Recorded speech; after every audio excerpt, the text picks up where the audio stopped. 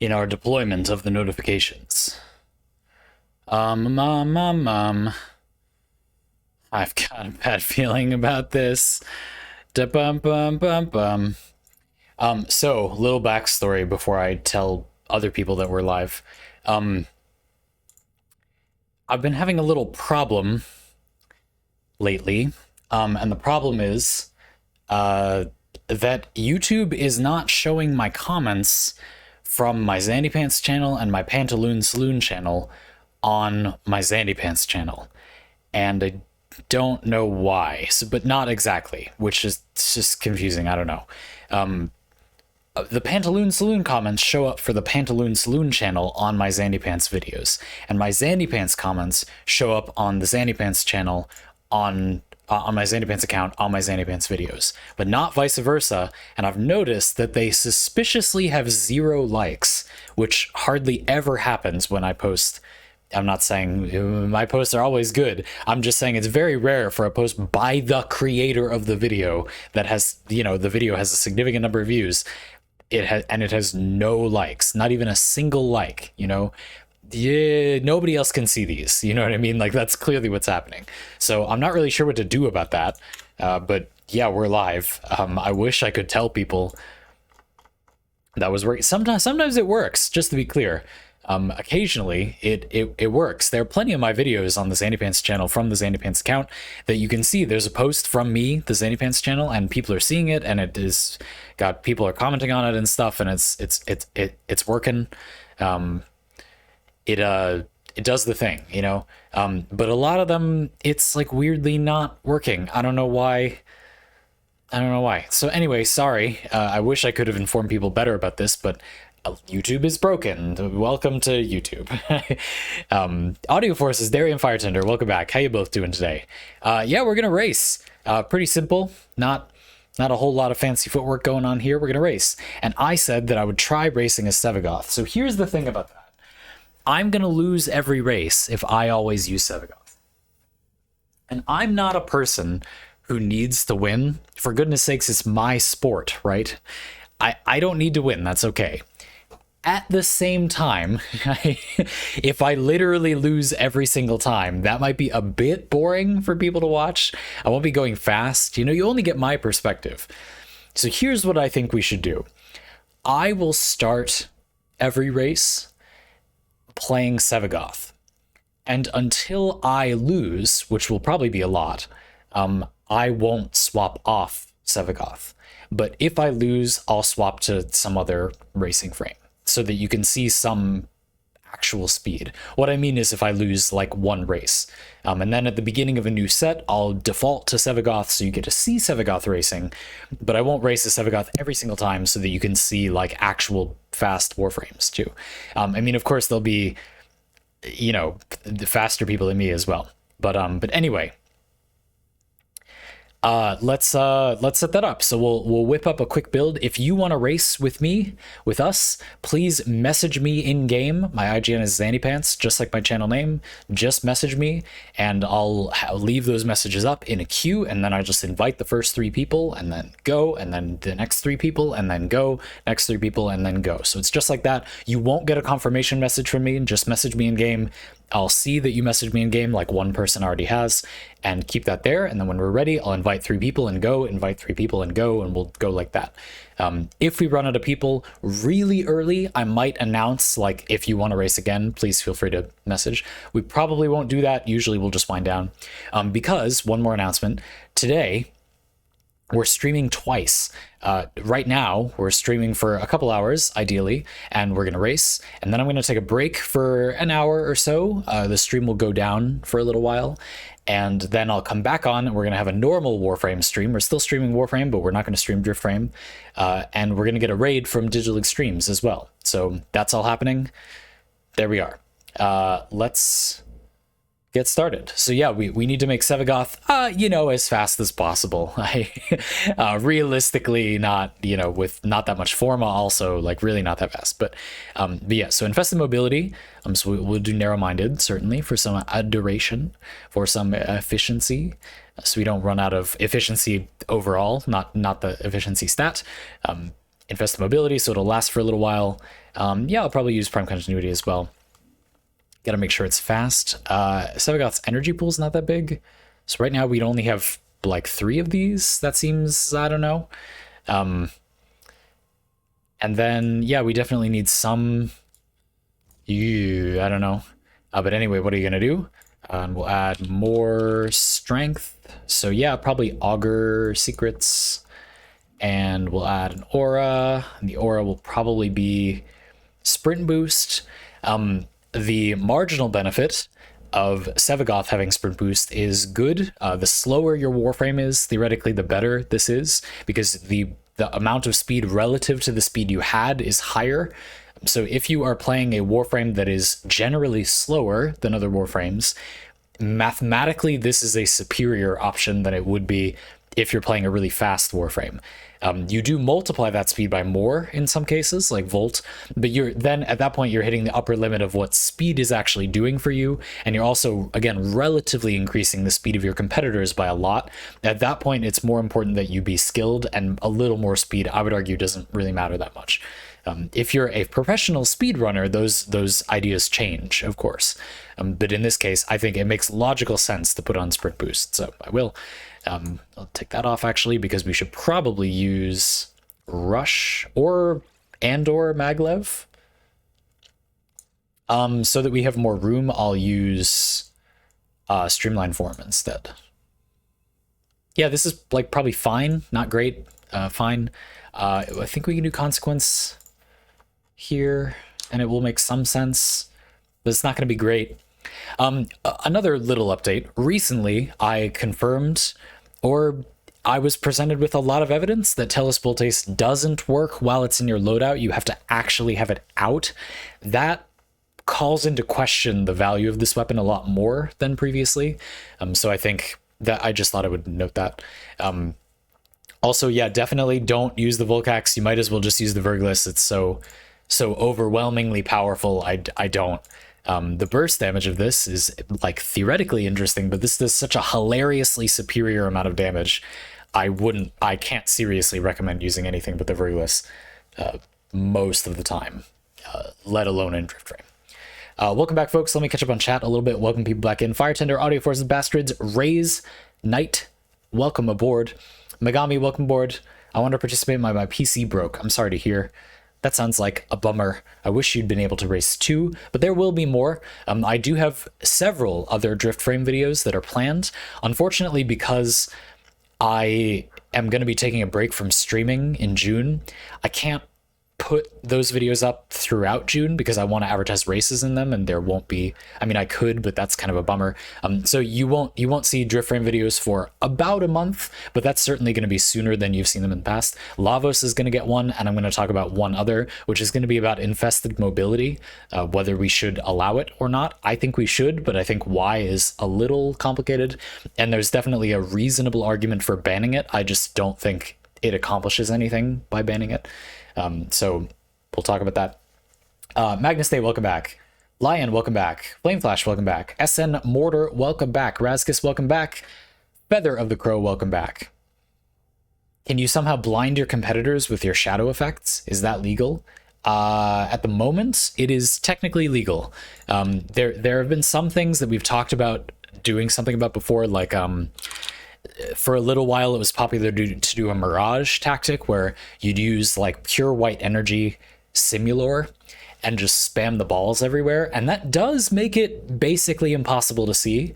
The idea was that if you adjust your graphics settings, you can kind of mitigate the effect. So while it would be a pain to have to do that, the fact that the people who would do the blinding thing know that you can adjust your graphics settings to make it not work makes it sort of unreliable and unsensible. It's like, if you do this, then we'll do this. So it's a deterrent, you know? So there is some question there. I don't think that the blinding thing is like realistically a good tactic. Since you can't realistically charge a shadow during the race, there's a way to have enemies reliably kill you reliably without stopping and waiting to allow for shadow. I don't think so. My reliability has got to be reliable. Yeah, I don't know. Anyway, I don't think the shadow can be made relevant, but I would absolutely love to be proven wrong. I'm going to invite Razkus, Gary Nichols, and Say No Empire, and we're going to squat up.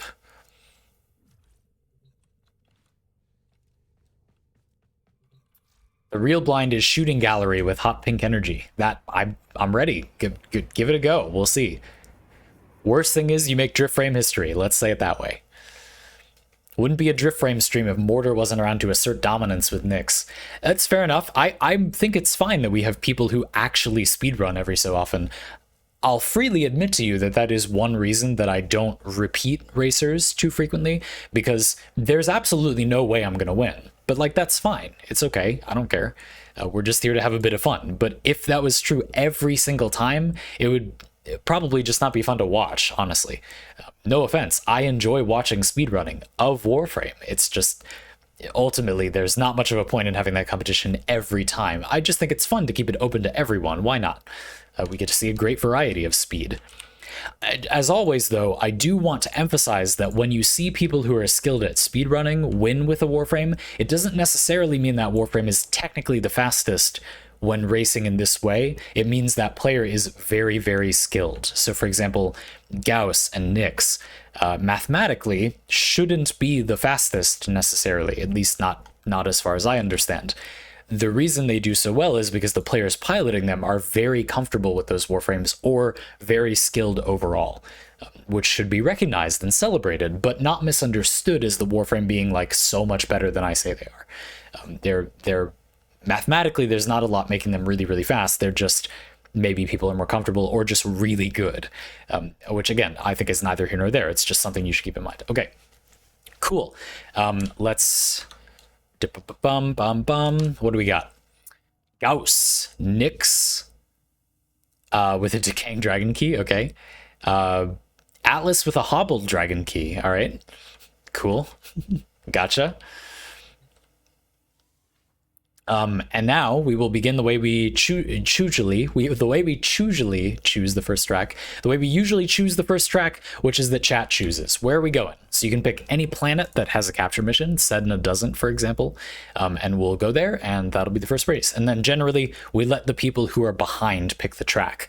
It's a small advantage. You often can't get much of a leg up out of it. There are some Warframes that are marginally better at racing in certain places. We also aren't doing the steel path, but we can do Lua. We have a vote for Lua. We have a vote for the Earth track, very short track. Lua is a really popular one. Copernicus, my love. Void, Lua. Two for Lua. 2 for Void. 2 for Earth. Ace, welcome back. G Shepherd, welcome back. Infinigen, welcome back. Ragnavar, welcome back. Lua has 3 votes now, I think. Lua it is. We'll start with Copernicus.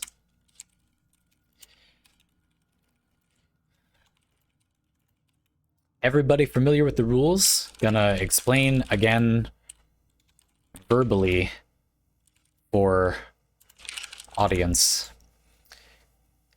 Lua it is. Lua gives you strength, so voting for Lua. All right, well, that was easy. I remember these 3 names previously. I just always want to confirm that people know. Don't feel like you're inconveniencing us if you don't know the rules, but you want to race. That's what we're here for. Don't worry. Lots of people don't know, so you're not inconveniencing anyone. Just please don't say you know, but then you don't actually know. Just be honest that you don't know. It's fine. We'll just explain it. This is literally my job, to explain these things. This Nightwave thing looks really cool. Nightwave thing, Starfighter thing looks really cool. Yeah, so we will we'll get settled. The first one to get the capture target is going to get a point. You can tie, and if you do, both people get points.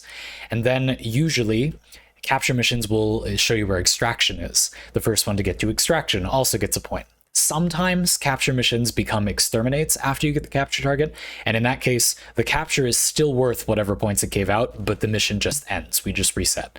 There's no race to extraction. We do generally like best of 5 and accumulate points, and then there's generally a winner by then. Generally around 4 matches in, there's someone who has basically just won, and we just do 5 as a nice clean number that gives people plenty of time to race. I think that's pretty much it. Everything except operators, Titania, Wukong, and Nova are illegal. No operator, no Titania, no Wukong, no Nova, but that's it. Helminth abilities are allowed. You can't use gear items. I drop an energy pad as a 3, 2, 1 go signal. This pulses 4 times and then slowly falls. As you see it start to visually fall, like this thing, when that starts to visually fall down, that's when we go. So we'll get ready. Now I'm not going to be able to hold more energy, so I'm going to cast Invisibility now, right before the last pulse. And then we go. And we'll race to the target. Oh, whoops, that's a fail. Basically lost the capture target there. They're invisible. Sano Empire's already got them. You can guess which way extraction is going to be. I'll guess this way. We guessed correctly. Nice. That gives us a little head start. Okay, all right. That's... there we go. Oh, baby. Okay, it became an exterminate. Womp. Womp, womp. Womp, womp, womp, womp. Who got the extraction? Who got the capture target? Pixel, welcome back. Raskus, okay.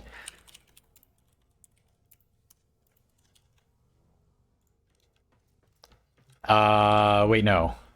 What happened? Raskus got it. Raskus won. And so choice of track goes to the rest of us. All right, it's probably Raskus. Worst case scenario in the first race. I know, it's a huge pain. Huge pain. So Raskus has 1 point. It became an exterminate, so we have no extraction point. So now the choice of track is between Say No, myself, and Gary. I'm going to vote for Void, lower level Void, I think. So that would be Hepit.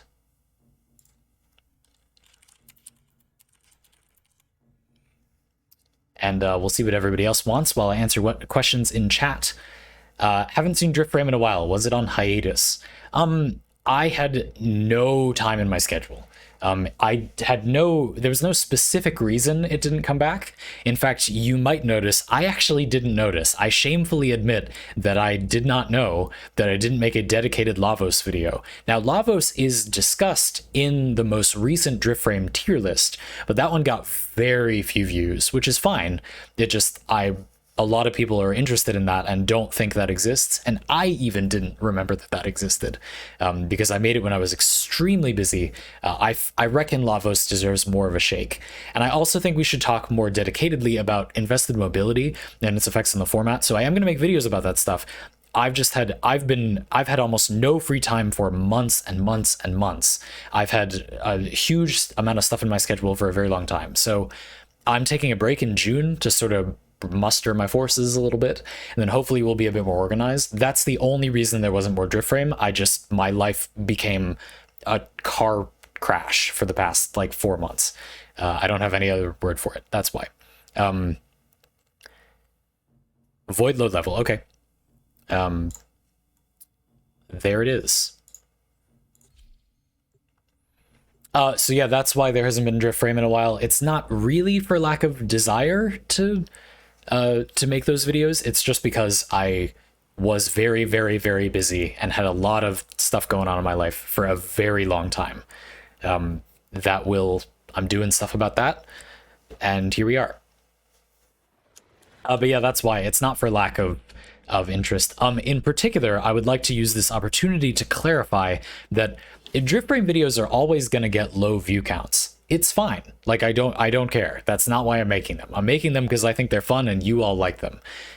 I need to have some discovery. I need some new people in my audience, or my channel can't grow and I can't have this career. But some people doesn't mean I need to make clickbait videos every time, and I'm not going to do that. I hope it makes sense how that creates a weird compromise where I care about how many views videos get, but not about them getting a ton of views, just about getting no views, right? I need, whether I care or not, some new audience members, but I don't want to cater to everyone. I want to cater to all of you. I want to be supported by all of you. So we're going to try to do it that way. So just to be clear, some people have wondered if there's no DriftFrame stuff because nobody's watching it. I don't care. That's not why. Just so you know, I thought that was worth clarifying. More than happy to discuss that topic more if people are interested. I was in particular referring to races on stream. I schedule a race on a stream every time I make a video, so the two are connected.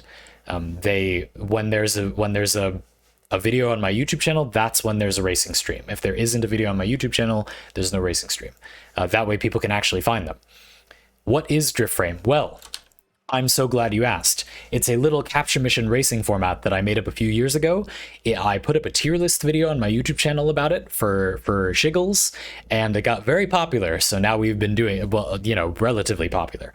I'm gonna drop an energy plate. That's gonna be our countdown to go. Then we race the capture target. If you get the capture target, then you get a point. It can be a tie, and in that case, both people get a point. And then you race to extraction, and whoever gets there first gets a point. We do maybe 5 go rounds. Is this Stalker? Anyway, and see who has the most points. So we're off, and we'll race to the capture target, which I completely lost already because I went up instead of down. And whoever gets that will get a point, and it won't be me because I completely flubbed the execution at the beginning. A couple of things are banned. You can't use Wukong or Nova or operators or Titania, but besides that, anything goes. You can't use gear items, but besides those 3 Warframes and your operator, you can use anything you like. You can use infested mobility. You probably will use infested mobility. You can do whatever you want. I decided today, since Sevagoth is new to the pack, that I would use him until I lost a race in a match, and I have, so now I'll play a Warframe that's actually fast, but I'm not good, so I'll still lose. You'll just get to see like a more fun form of, wow, I was so behind this time. Capture for Sano, extraction for Gary. Everyone except me has 1 point. Great. So anyway, that's basically how it works. Again, if you have any questions, please don't hesitate to ask. If you're on PC, you can message me in-game and race today. So again, don't hesitate to do that either. You think that Zandy cares about the view count of this meme format? Yeah, I don't. I mean, I'm just clarifying. Like, in short, I don't care about that. Saren. Normally, you're not supposed to switch what Warframe you're racing as in the middle of a race, but obviously because I am the entertainer person, viewpoint perspective of the audience, I do sometimes if it makes it more interesting, which in this case it will. I need to quickly infuse infested mobility on my Saren. Look at Zandy with the high IQ plays, luring the other players into a false sense of security by purposefully losing points. That is definitely what I did. I definitely purposefully fell behind, and it's not because I'm bad. It was definitely on purpose. It was like, there's no doubt in my mind. All right, so we'll just cheat and infuse this. Again, if you want to join me and you're on PC, just message me in game. My IGN is ZandyPants. And I won't respond or anything, but I'll see the comment and leave it in there. I've got a couple people who already sent me messages, and that's the sort of waiting queue. And then when we're done with our match, I'll leave these people and invite the first 3 people and clear away those messages, and that'll be the next group. So please don't hesitate. No need to rush though, because we have 3 more matches in this set. So now I have infested mobility, which is great. Let's add consequence. And like more strength, realistically. Umbral Intensify is already on here. Blind Rage. Augur Secrets or more duration? More duration, because it's Saren, right? Otherwise, this is going to chew through all my energy. Yeah, so I'll do Prime Continuity. Oh, but I don't have room for that either. Ooh, I don't have room for that either. That's bad. Can I finagle some space? I could just get rid of... Oh yeah, I could use normal flow. Yeah. That's fine. I am using, because Saren is so energy hungry due to the short duration of Molt. You do want some kind of energy solution on Saren, and I usually use flow and preparation to solve that. Saren is really fast, but I think you do need that. But this is enough energy. That's fine. Yeah, that's probably the best solution. And now I'll use Prime Continuity. Good job. Thanks, chat. Good job, Infinigen. Cool. Oh yeah, I guess a quick note since we're here that I always like to mention: you can equip Xeneric. You just can't go into operator form. Again, we can't stop you from equipping Xeneric. The way I've designed the rules is ideally so you don't. Ideally, there's nothing you need to like police. You can just kind of do the thing. No Saren parkour helmet. Where we're going, I don't need. Wait, yes, I do. Let's go. Cheat. Go. Get in there. We have to use the racing fashion that has Is this it? My sea foamy. Oh, there we go. I made it look nice. Okay. Saren has a couple arcane helmets. This one increases movement speed. There's one that increases parkour velocity. I'm gonna use the movement speed one. But yeah, they're both like fine. Kind of a matter of neither of them is gonna let me win this particular race. So where do I want to go though? Ooh, I don't know. It's hard. It's like I'm just gonna choke wherever we go. So yeah, I like how the Hemlock one looks. That's part of it. Better be Hydra. Gary Nichols says, "I wish I had your confidence." Oof. You're not gonna be thinking that in a sec. Gave me Vamp Mommy vibes. Oh boy, that has happened again. I haven't done this in months. Washed up gamer. Same. What's your opinion on using Glaive with Dispatch Overdrive instead of Telespoltes? It's fine. I use Dispatch Overdrive on Telespoltes. You can use a heavy slam to activate it. I'll try to do that in this race. I'm just not that good at it. And I'm also distracted by chat. I always do fairly badly in these, which is completely fine, but I wish I could be better and demonstrate these techniques a little more effectively. I generally can't, but I'll try. I do have Dispatch Overdrive on this, so I'll use heavy slams to activate it, usually. I don't feel like a Glaive would be better, really, in any meaningful, way, but not really that much worse either. So sure, I guess. Firetender, sorry I missed you before. You said, do you in this stream want to discuss non-DriftFrame Warframe stuff, or would you prefer that to happen in the second stream? I am going to stream Warframe, but not DriftFrame after this in like 3-4 hours or so. But if you want to ask Warframe questions here, you can. I might have to answer them kind of briefly, but I'll try. That's what I'll say. If you want a long answer, you should probably wait till that stream later. But I do stream Warframe this time every week, so... Somebody mentioned I might not need, without primed flow, I might not need preparation. That's probably true. This is 150 energy 4 times, right? So with normal flow, preparation doesn't do anything here. Whoops. But good point. Okay. Here we go.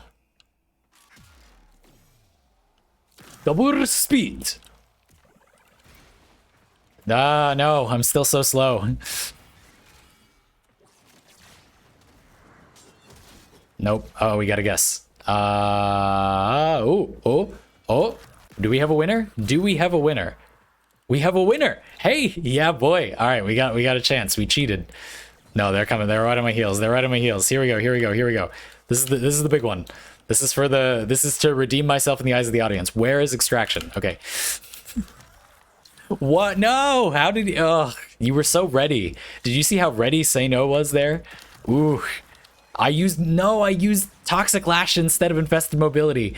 Garbo tier player. At least I came in second.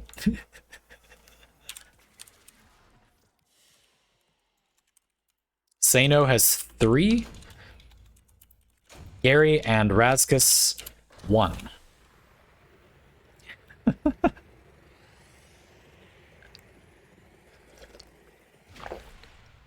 A Fire Tender, I'm looking forward to it. I wish I didn't have to have you wait, but...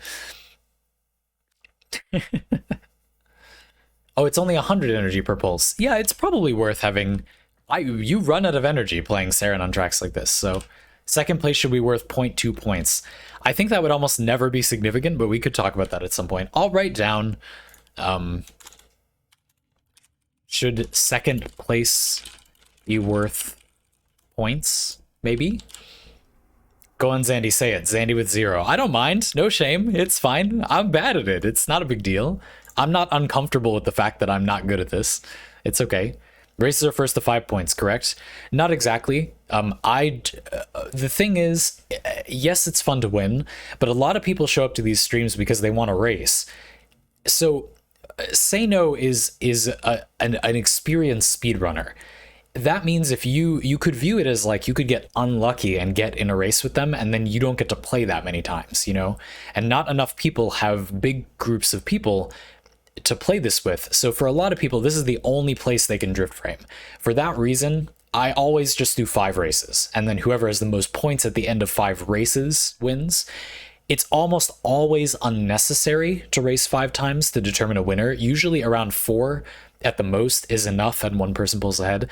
Occasionally we have close races like that, but generally someone has pulled ahead by then. I just let people do 5 rounds because I think it's nice to let people race more. That's all. So it's not first to 5. We just do 5 and then whoever's ahead. That's not the most effective scoring method. Again, I just do that because there's kind of another motivation here. It's entertainment for more people than it's a competitive event. So I feel like it's good to just let people race a bit. I also think 5 races, a good number of races, is enough that you, the audience, kind of end up knowing who the people racing are, which I think is kind of fun.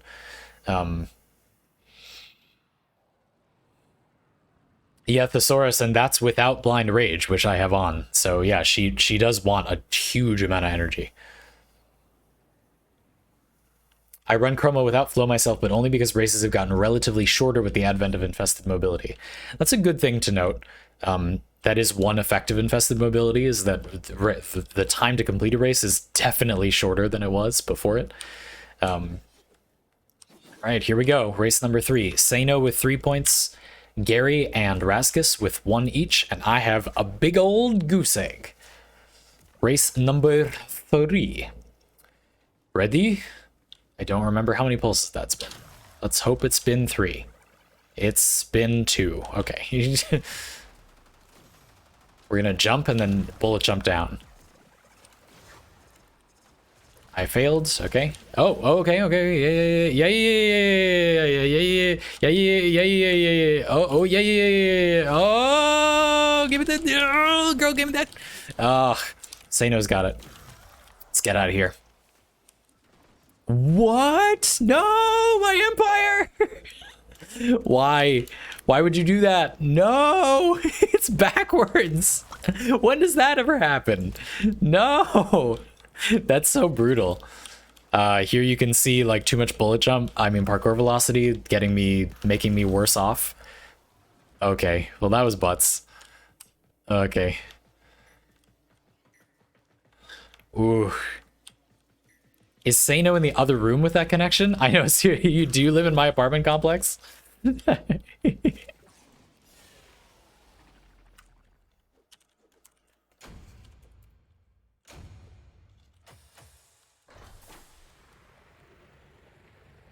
Still picking tracks, folks. The goose egg is certainly interesting, but how many points do you have? Ah, yes, so silly of me. Hey, I did 44% of the damage, folks. That's right. That's right. Zandy, it seems like, to me, at like some point speed becomes a detriment and you don't get enough time to react. I don't, because I'm not a good enough player. I don't think that's always true of other people. And you'll note, Magnus Nate, that I was doing badly even with Sevagoth, who was slower. So clearly it's not only speed. I am just bad at it. It's flattering of you to suggest that it's just too much speed and there's a way to optimize, but no, I'm really just not good at it. Y'all need to not roast Sandy this much. No, it's impossible. Maybe Say No is really Anna, who came in to beat you at their own game. Anna, my girlfriend, who is in the next room, is in fact playing Warframe right now and is actually the real identity of all of these other racers. She's multi-boxing and beating me with 3 different accounts at once. That's definitely true. Yes. Do people play this on other platforms? They do. I'm not gonna claim that there's a huge community for it, but I have infrequently but sometimes been informed that people are racing on other platforms. Yes. You could check my Discord server or just ask in like streams on PlayStation and Xbox and stuff. If people are interested in it, I wouldn't get your hopes up. It's the video has a lot of views, but this is something you do have to go out of your way to do, you know. Not everybody has that, not everybody wants that. So while the one of the DriftFrame tier lists has 700, almost 800,000 views on YouTube, that doesn't necessarily mean that everybody knows what it is and will do it. That video is also a few years old at this point. I hope to make another DriftFrame tier list someday that will reach the glory that that previous one had, but I think it's going to take more time. Womp. Oh. Okay. Oh, that was good. That was good. That was good. Good execution. Oh, got it. Oh, we got one over him. We redeemed the goose egg. Oh, and they all guessed correctly, so I'm not going to be able to get to extraction before anyone. But we redeemed the goose egg, folks. We are on the board. We are on the heckin' board. That magnetic proc was brutal. I was too obsessed with getting a good landing to optimize my movement. I mean, to just fire the thing. I am on the scoreboard, folks. On the heckin' board. Cordy, it's very nice of you that you're trying to make me feel better about my weak ass DriftFrame skills. I'm honestly playing 65% damage now. Okay, this thing that gives every player a little accolade is unintentionally like the best DriftFrame edition in the past couple of years. Like since I made the original really popular tier list, this is the best addition to DriftFrame because you can see I got the cap. You can confirm it here, but then you also know like I kind of stole it, you know, which is fine. Like that's allowed, but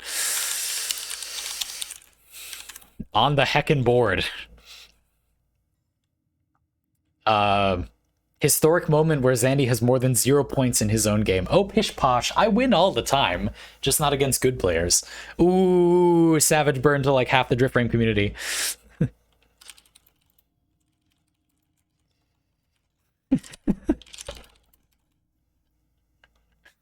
Where are we headed for the last one, folks? I got to pick until now, so Gary and Razkus and I are all tied, but I've been picking, so we'll say they get to pick.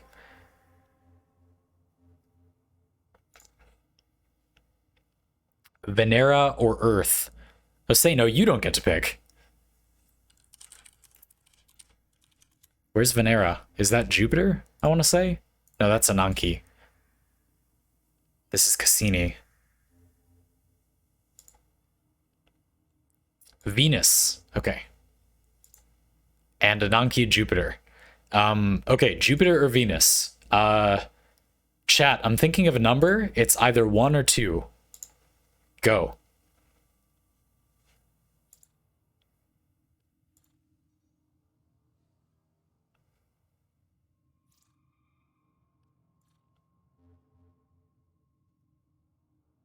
The 2s have it, and 2 is Ananke Jupiter.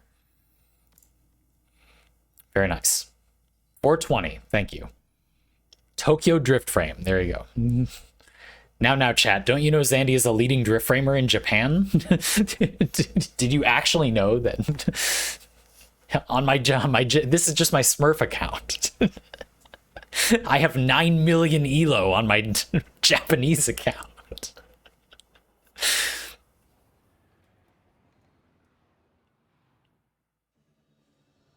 I finally got the frame I always wanted to race with, then Helmuth came out, so I'm back to square one. What do you mean by that? Oh yeah, we just have to set the elevator down. Very nice, very nice.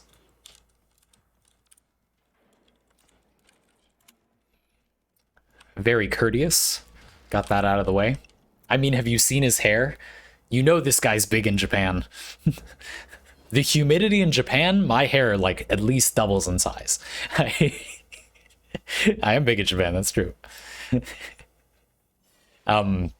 Gauss is fast but hard to control. I don't think that's true. I actually think Gauss is defined by being pretty easy to control because Mach Rush cancels your momentum. So you can, as long as you have good reaction time, Mach Rush makes, like, compared to Saren, you don't have to worry about momentum as much because you can just cancel it and move in a different direction. Gauss is great because you get the potential for much higher control than other frames that just have raw speed like Saren or Volt, which has been some of the the popularity. I think Gauss is really good, a lot better than I gave Gauss credit for on the tier list because of that. Speed kind of stops mattering when you get to a certain point. As you've seen, me being way faster has not really made me that much better off. It's really control that has been important.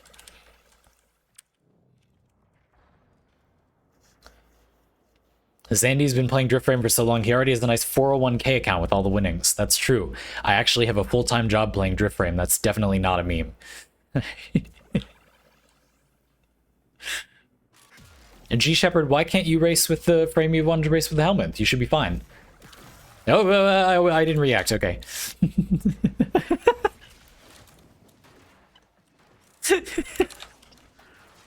You might have even seen, if you were watching closely, the light just like collapsed from my eyes when I saw. Okay, it's probably on the other side. Yeah. That was good. Okay. Yeah. There we. Yeah. Okay. Yeah. Oh, okay. Yeah. Okay. I was close. I had to go in there for a sec. Oh, it was close. I almost got it. Damn. Oh god, my eyes. Oh. My eyes are watering.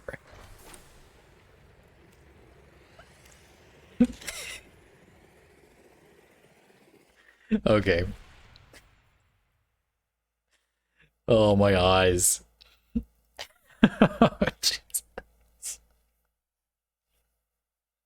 I truly believe that the singing actually makes me significantly more skilled.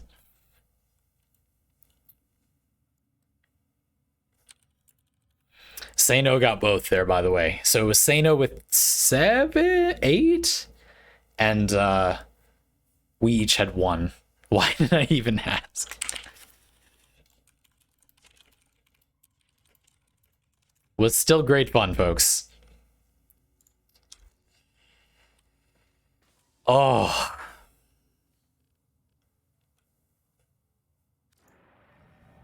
Let's queue up the next group. Oh, my eyes, which means I have to swap back to Sevagoth.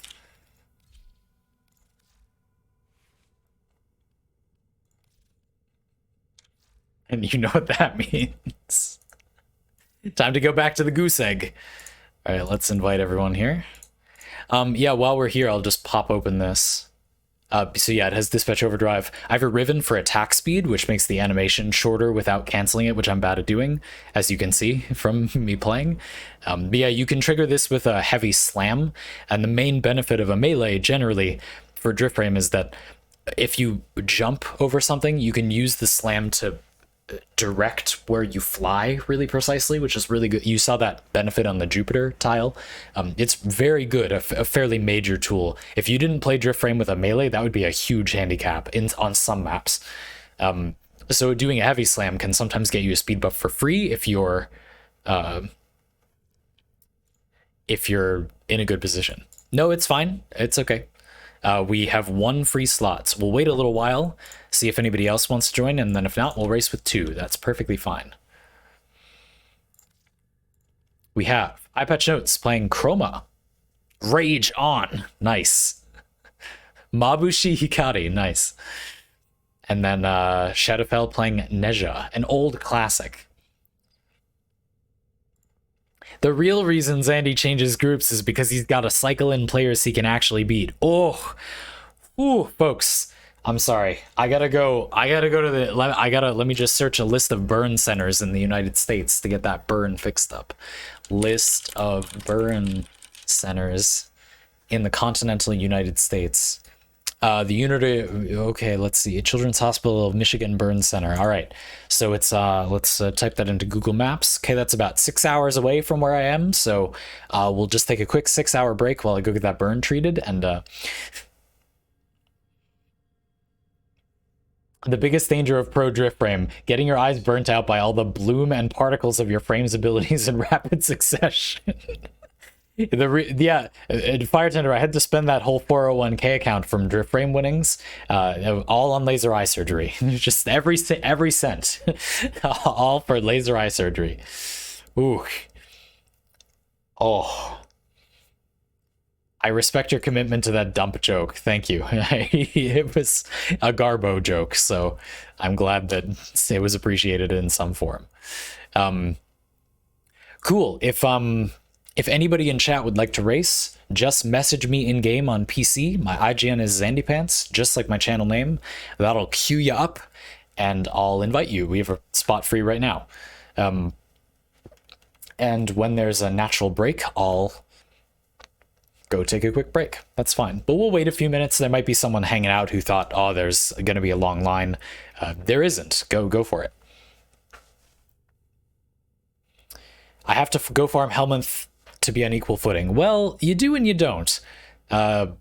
G Shepard, I mean, as you saw, a lot of the speed was actually a disadvantage in some of those cases you saw. So I would consider that maybe if you give racing a try, you'll actually do pretty well, because the speed is sort of not, you know, to me, infested mobility just means if you want to race with a frame that has like no speed abilities, you can sort of do it, like you can make it work, rather than that it makes the average player like really meaningfully faster. I don't think it often actually benefits like an average human being trying to control something at this speed. Seventh pair of eyes, that's a powerful Sharingan. I got my Mangekyo when I was like 7 years old. Don't add me.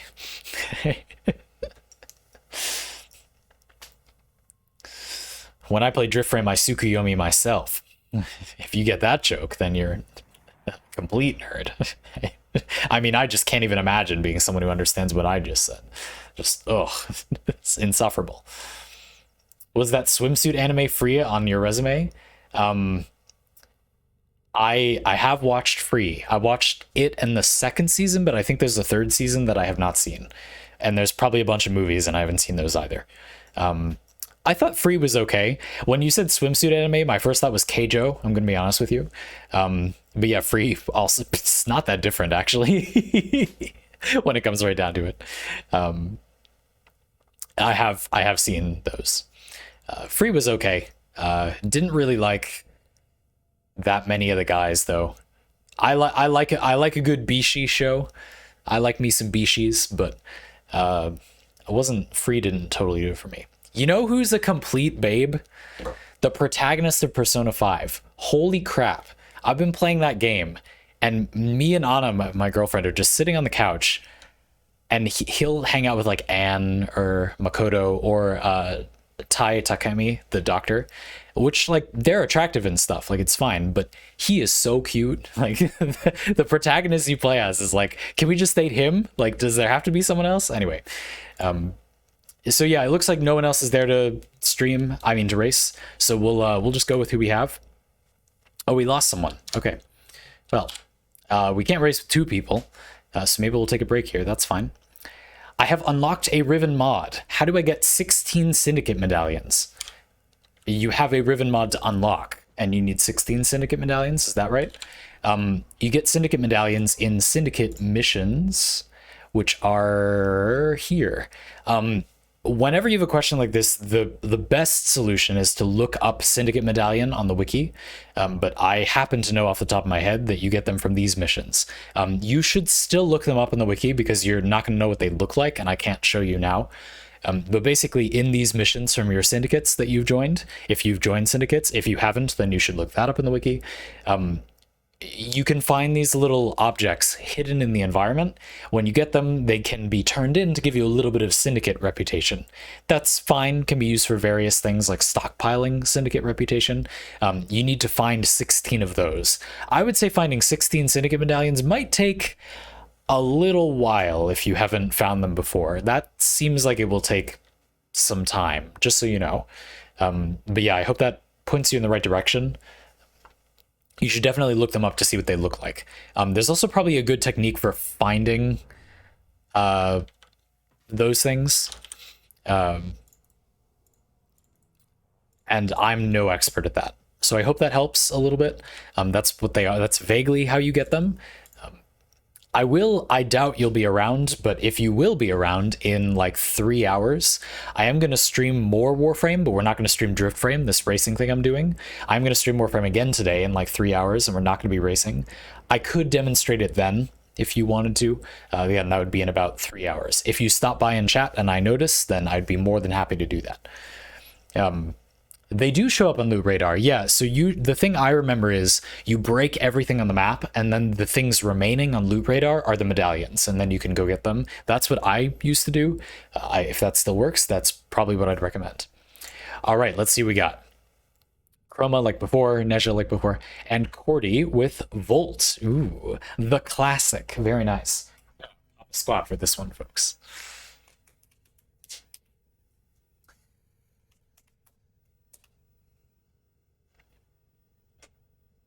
Just so you know, those were my legs.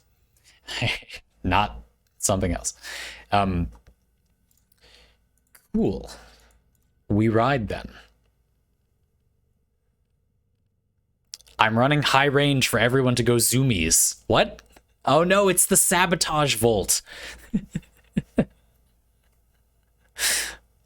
I don't think medallions count toward daily standing cap. I don't know if syndicate medallions count toward daily standing cap, but what I do remember is it's just like you can save as many of them as you want. So the idea is you can max out your syndicate, even if they do count toward the cap. You could just save them and then max it like a bunch of times. Yeah, chat is saying they don't though. Again, the main thing to me is even if you are at the cap, you can just farm them as much as you want. Even if they did contribute to the cap, that would let you kind of pre-farm caps for subsequent days, but it's a nice additional convenience that they don't. Cool. Today I relearned.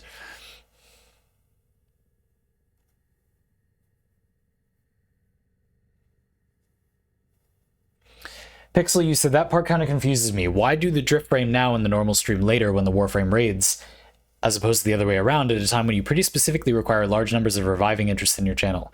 That's exactly why. Pixel, a couple of reasons. So you're saying, what? I'm getting a huge raid from Digital Extremes in the stream later today, so why aren't I doing DriftFrame then? Kind of 3 reasons. The first reason is it won't make my YouTube videos get a meaningful number of views. I know this seems unbelievable, but let's say right now I got 100,000 people watching this stream right now. The view count's like 50 right now. Let's say right now 100,000 people watch this stream. If I plugged a video, it would get like maybe 50 more views, like an absolutely astonishingly small number of views. Call to actions are hard. It's something that you kind of know, but when you do this for a living, it's very difficult to get people to go to a different platform they're not already on, even if they would like what's there. That's very, very hard. So one reason is it's completely irrelevant for YouTube. The growth on Twitch might as well have nothing to do with YouTube. Like it doesn't even exist. I try sometimes, or I tell you all for convenience, like, oh, there's something you might like. But that doesn't do anything basically. So that's one reason. The second reason is if I do DriftFrame with like 5,000 people watching the stream and I say message me in game to do the thing, 99% of the people who message me, lots of people will message me probably, and I won't get to like 80% of them, which doesn't really make me or those people better off. It doesn't. Most of the people who message me will be disappointed, in other words. Whereas if we do it like this, everyone who messaged me gets to race, right? It's not really good for these to have a lot of views. The third reason is that I'm taking a break from streaming in June, so this is a really bad time to plug this stream. It's just like they're offering a raid. I'm not going to waste it. I can just tell people next week if they come back that I'm going to be taking a break from streaming for a little while. That's fine. It's hardly worthless. It's still going to be awesome. And it just like gives people the opportunity to try something new. That's fine. But it's just more accessible to show people the Warframe they've been playing. I actually think it's a pretty bad move to be drift framing during a raid, and I know that from experience. There was a time a while ago, like a year ago, when I did get a raid from Digital Extremes and I did do drift frame and it didn't do very well, simply because it's way too hard to teach that many people the rules when there's a bunch of chaos in chat. It's already hard enough to manage when everybody understands what they're seeing, let alone when it's some new thing that people don't know. So that's why. We lost Shadowfell again. Just got host migrated away. What is happening? We've all just been sitting here. Anyway, we'll go. I do have the racing build on, right? Yes. All right, chat, where are we going? You wanted to go Void before or Earth? We didn't do Earth, and chat wanted to go Earth, so we'll do that. Start with Earth. How much longer are the races open? I was planning to stream for a couple hours, and it's been an hour, so I don't intend to stop. But I can tell we're not gonna have a ton of people today. So yeah, I mean, message me in game and queue up. I would love to have you. If we absolutely need to do it with like only 3 people instead of 4, that's also fine. So yeah, do definitely queue up if you want to race. Take your time. You've got like at least an hour. And even if we run out of people to race with, we can just, there's no reason we can't just talk about DriftFrame for a little longer. So you got time. It's okay. Sometime, certainly. Make sure everyone's here. Cordy, iPatch notes. Yep. Everyone's wiggling around. And here we go. Neja, Chroma, Volt with range, we know, Sabotage Volt, and Sevagoth. Why Chroma? That's kind of interesting.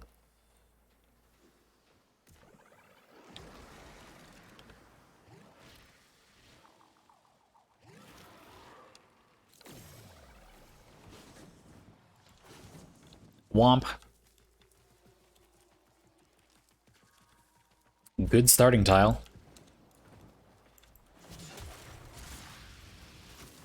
Got him. Got him. Oh, good guess.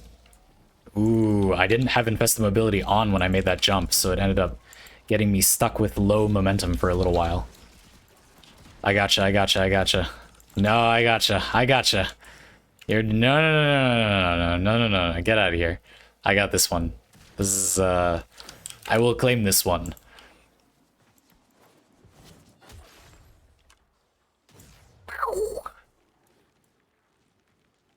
Fourth ability on Chroma makes him dash a little, but that's not relevant at all to races. It's not nearly fast enough to put you ahead. But yeah, I suppose you sort of move, right? Chroma has an extra jump, right? Yes, I forgot. Chroma now has that passive that gives you another jump. That's interesting. Yeah, I remember us talking about that in the tier list video now. But I don't know if I really saw a lot of people do it.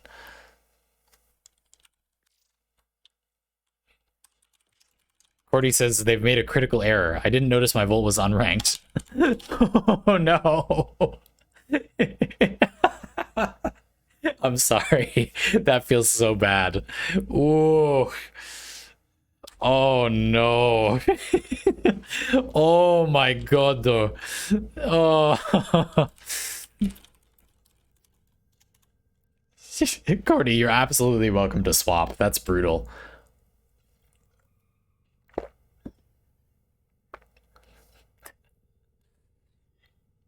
Little baby speed. Well, at rank 0, you don't even have speed.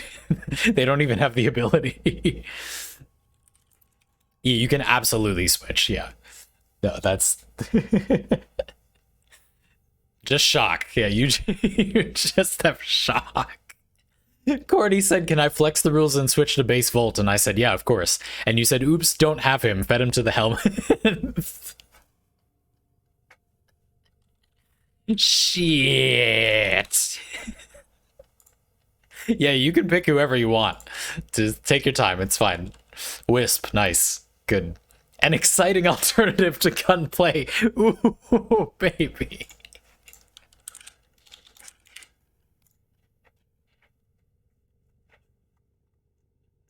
Oh, oh man. Okay, hold on. This is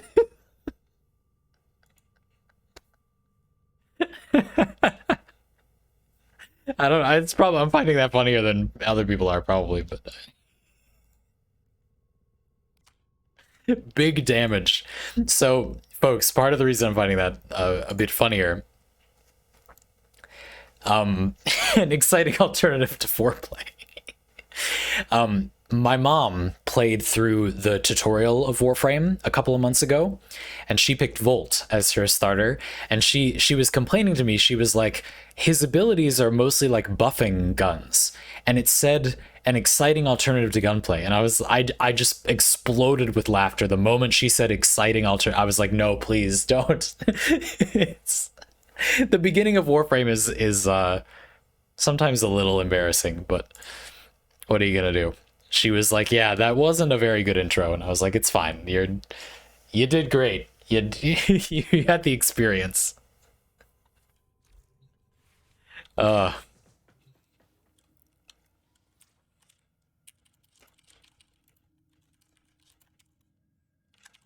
Cordy gets to pick the track as recompense for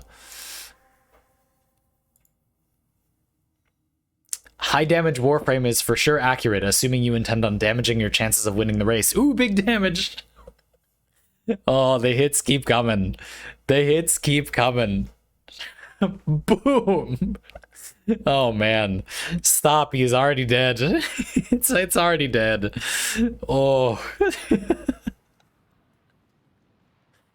Oh. Brutal. Oh, you just feel bad. Oh man. Cordy, I believe in you. I want you to know that. This race, I'm betting on Cordy. This is definitely an illegal gambling sport. No, Cordy, you did great. You're fine. As the good highlight. Oh, it's a sabotage wisp as well. Interesting. Okay, this is a new strategy. We all get the moat. How much you want to bet it turns into an exterminate? Shut the hell up. It's definitely going to. This is 100% exterminate. Place your bets now. For legal purposes, I have to clarify that there's no actual illegal gambling happening, but like, I can't stop you, except by saying, please don't do that.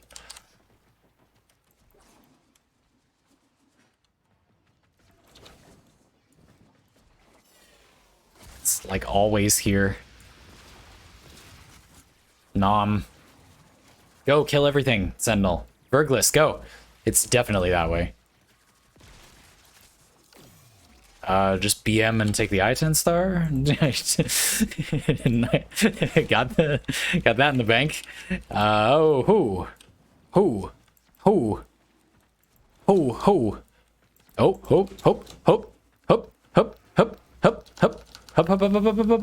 Infested mobility is gonna go down. I don't know where I'm going.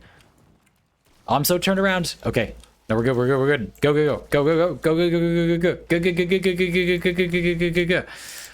That sound makes you go faster. I'm telling you, it works every single time. Underground drift frame betting. Woohoo. Drift frame 2 underground betting boogaloo. My favorite. Cordy, thank you for the Prime sub for 17 months. I can't believe I missed that.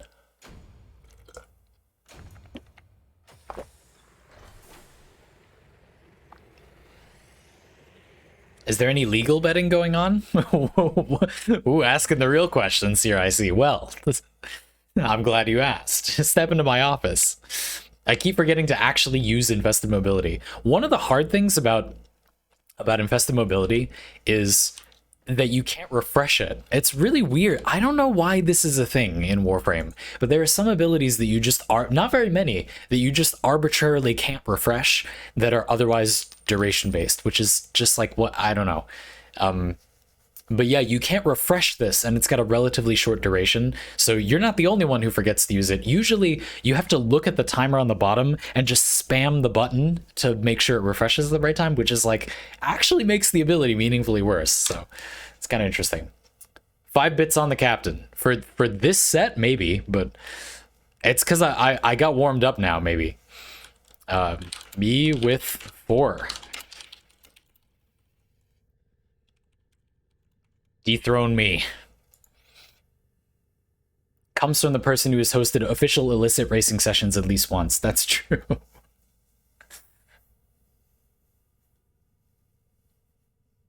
Yeah, betting with stream currency could be fun. We just have to... I have to set that up.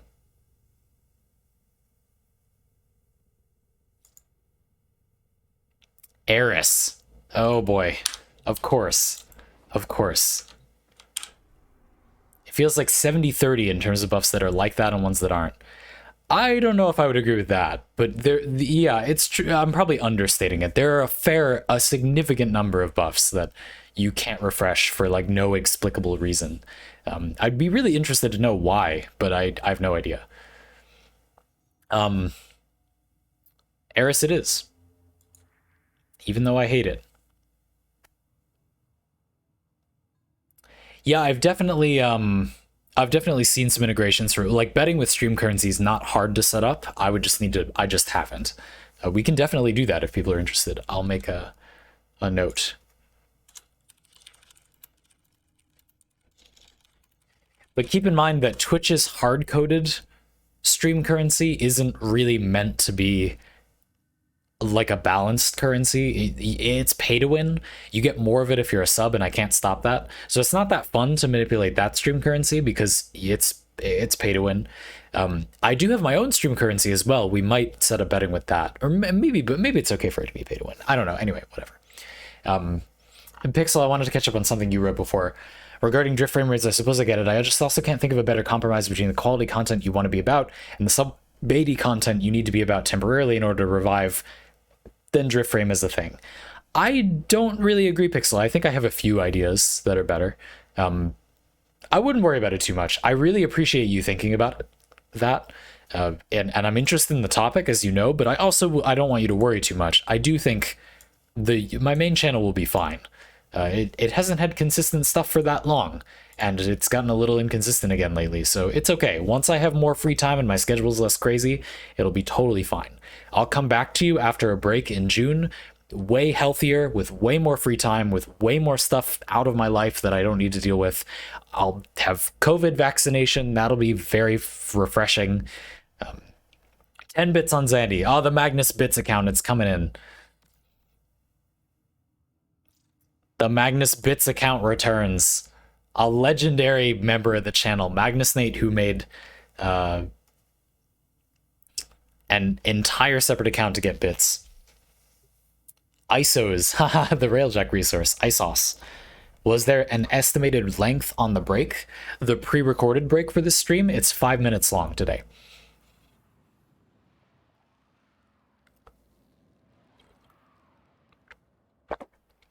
We'll probably do it after this set. This track is such a fuckler. Okay.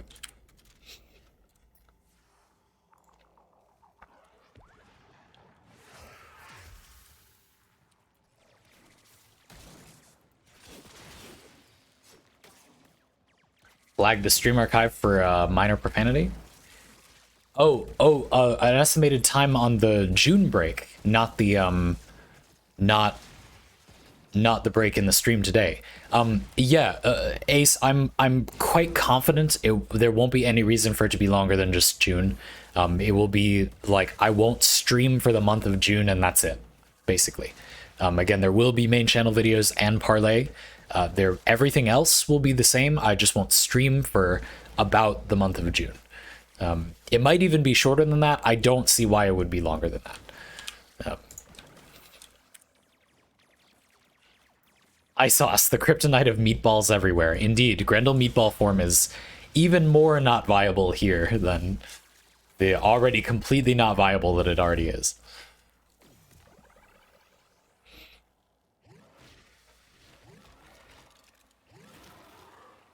Let's go. Oh, whoa. I was reading chat. Cheating. I was blindfolded. That's why I suck. It's because I couldn't see. Give me that. Give me that. Ooh, you were right on me there. Wait a sec, you could charge shadow in this map. I suppose, I mean, as I mentioned in the video, it doesn't change much because the shadow dash is just not fast. But but it is interesting to note, you know, it has some very minor benefits. Like I guess you could, wow, that was insane bullet jump. Okay, so yeah, you can really see the disadvantage of having unexpectedly high parkour velocity.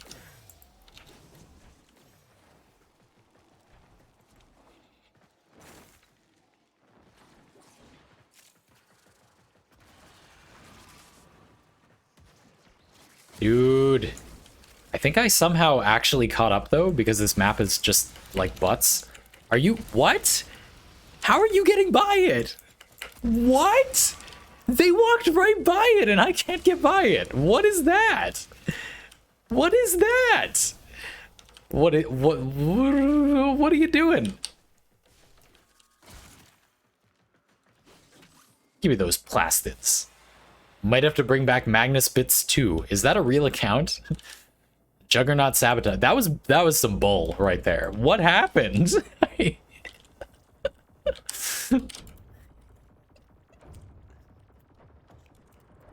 Who got extraction?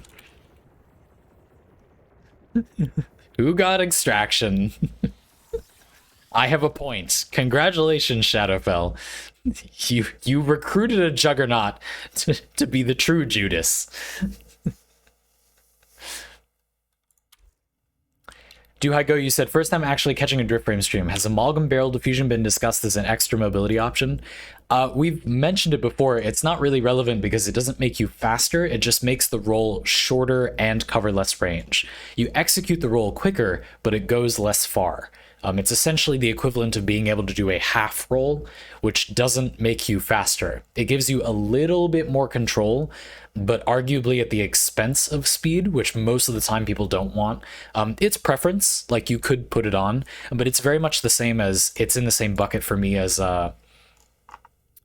like anti-grav array. This makes you jump higher. That definitely doesn't make you faster necessarily, but you might simply prefer it. It doesn't necessarily make you slower. It's just, is that easier for you, you know?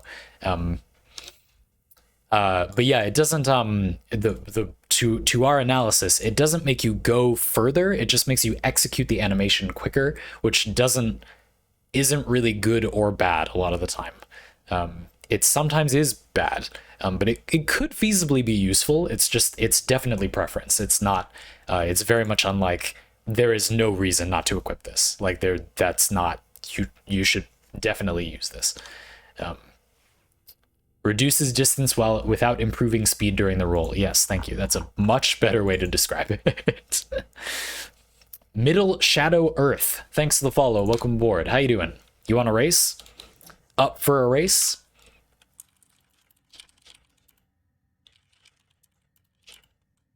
And Cordy, right? Message me in-game. My IGN is ZandyPants on PC, just spelled the same as my channel name, and I would be more than happy to race with you. There's no one in line right now, so we're gonna have to wait for more people in queue. So if you're watching this and you want to race, please do. We literally just won't race if there aren't people queued up, so please don't hesitate. Go for it. It's okay if you do bad. I'm not doing that great either. I'm using Sevagoth as a bit of a handicap as well. Unless I lose, and then I'll swap to someone better. We are going to take a brief stream break after this, but it'll be like 5 minutes. So we have 2 more rounds with this group. Where do we got, Ace? Where are we going? Abaddon Europa. Cool. I'm rather a fan of this one. If you message me in game to race, I won't respond or anything. You'll be queued up. I will not give you some platinum. Please don't ask for handouts in someone's stream. My stream or anyone else's. Should be common sense. It's considered impolite because you're using their popularity for your own benefit. No big deal, but please don't do that. Again, I would almost be fine with giving you some. The problem is I can't give everyone some, and so then it becomes an unsustainable practice. I hope that makes sense.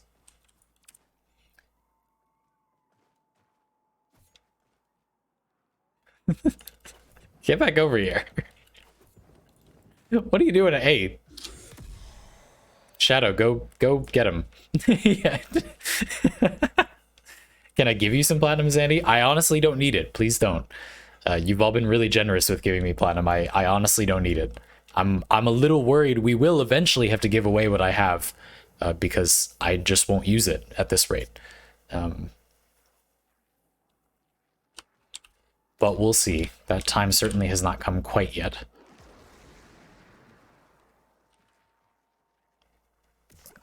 Alchemion Silver, thanks for the follow. Audio Forces, thank you for gifting 5 tier 1 subs. You're trying to sabotage me by gifting me subs in the middle of the thing.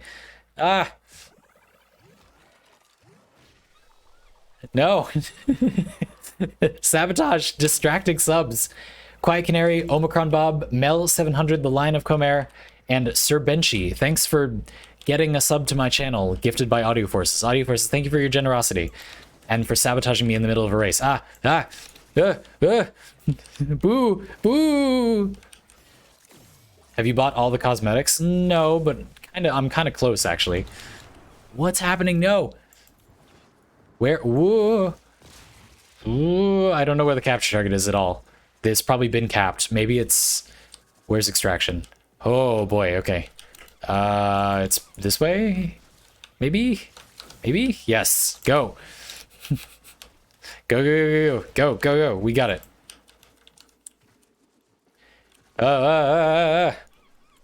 We're good. No, no, no, we're not good. We're not good. We're not good. No, we're good. We're fine. This is fine. This is fine. Oh, it's getting me really turned around. This, so far, this in particular has... I'm getting dizzy. It's been so windy. No, no, no, no, no. Let me up. Let me up. Okay. There we go. No, no, no, no, no, no, no, no, no, no, no, no, no, hey, don't be doing that. Don't be doing that. Okay. Cordy got it.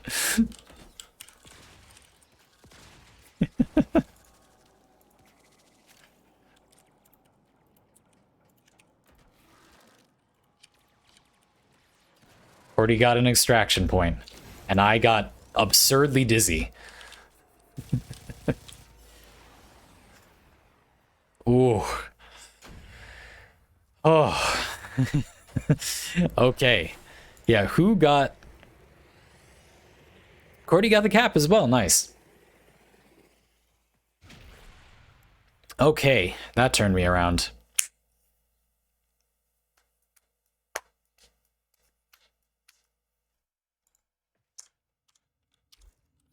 Okay, that's me with 4. Cordy 2 and Shadow 1. I think. Ace, where are we headed?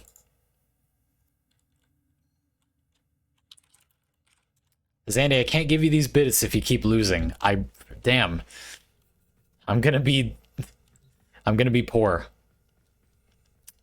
Middle Shadow, please don't post the exact same message after like 1 minute. I read back up on chat when I have a chance.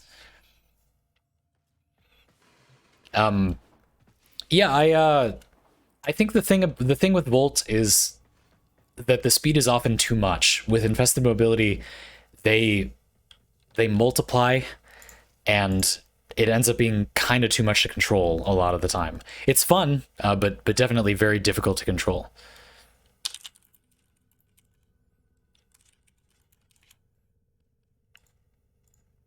Cassini, the indoor Saturn one, sure. Cassini.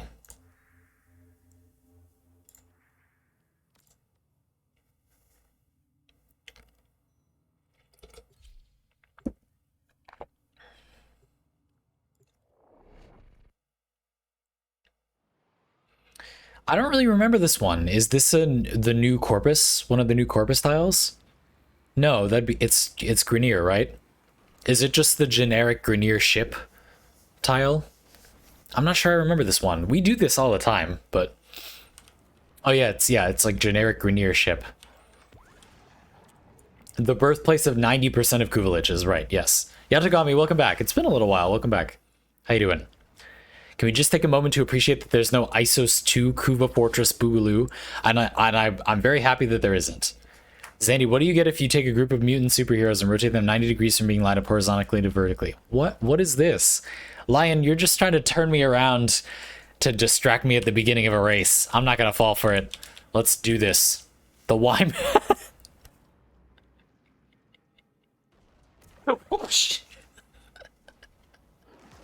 Really hit me over the head with that one. The Y-Men is the answer.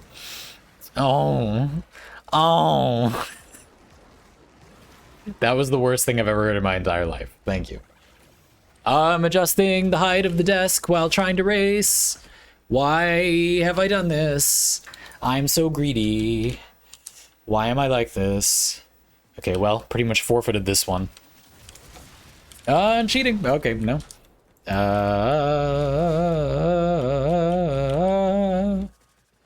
Da da da. Guess the right direction. So we're back in the race. We're back in it, folks. I also know this tile fairly well, so I have some chance. But this tile is also full of crap like this, so I have no chance. No. Come back. No. Curses. Shadowfell's probably got it. It's looking like you got a Kubelich. Appropriate for this style that many of us know very well. Shadowfell's got it.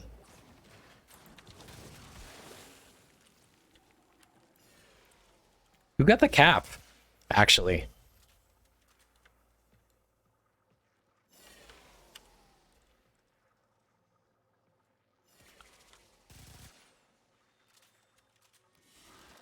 I think that's me with 4 points, Shadow and Cordy with 2 each, and Eye Patch with 1. Or I think I lost a point somewhere.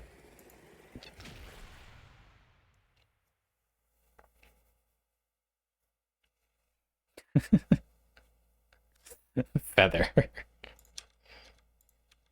Did I miss Omega Isotopes? Yeah, that was obscure, yeah. The Lich was Kuva Stubbas, for those curious. Thank you. Oh, I'm at 5, that's why. So it's me 5, Shadow and Cordy tied with 2 each, and Eye Patch with 1. Good race, folks. It was a hairy one. I started out pretty strong, but then it was increasingly chaotic. So you already got Volt. I have everything in the game. I've been playing for 5,000 hours. I'm more than happy to talk about anything you have on your mind. If it's about Warframe, I'm here to help you with it. Well, verbally, anyway. GG, folks. Moral victory. Yeah, I mean, you were playing on a controller too, weren't you? Which I would argue is a pretty significant handicap for DriftFrame. Folks, good races so far. Lalulapo, you're the only person queued up, so you could, of course, stay queued up, but just so you know, I am going to take a quick 5-minute break now, and if there are more people queued up, we can race more. So you have all of them, even Ash. I don't know why you single out Ash. Yes, all of them means all of them. I don't know, I feel like controller's much harder. I can't imagine doing this on controller. How does it feel? Tell me about playing DriftFrame on a controller. That seems crazy. Isn't that just like nuts? That's some Mad Lad tier racing. Shout out to Rank 0 Volt. Yeah, that was also nuts. How do you do it, folks? That's crazy. Let's feed my helmet before I forget.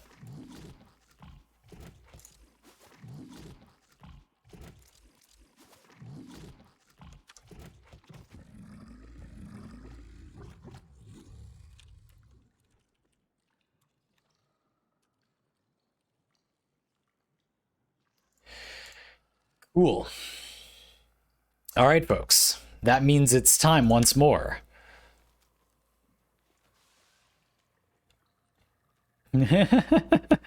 Audio forces, I kind of like the sounds.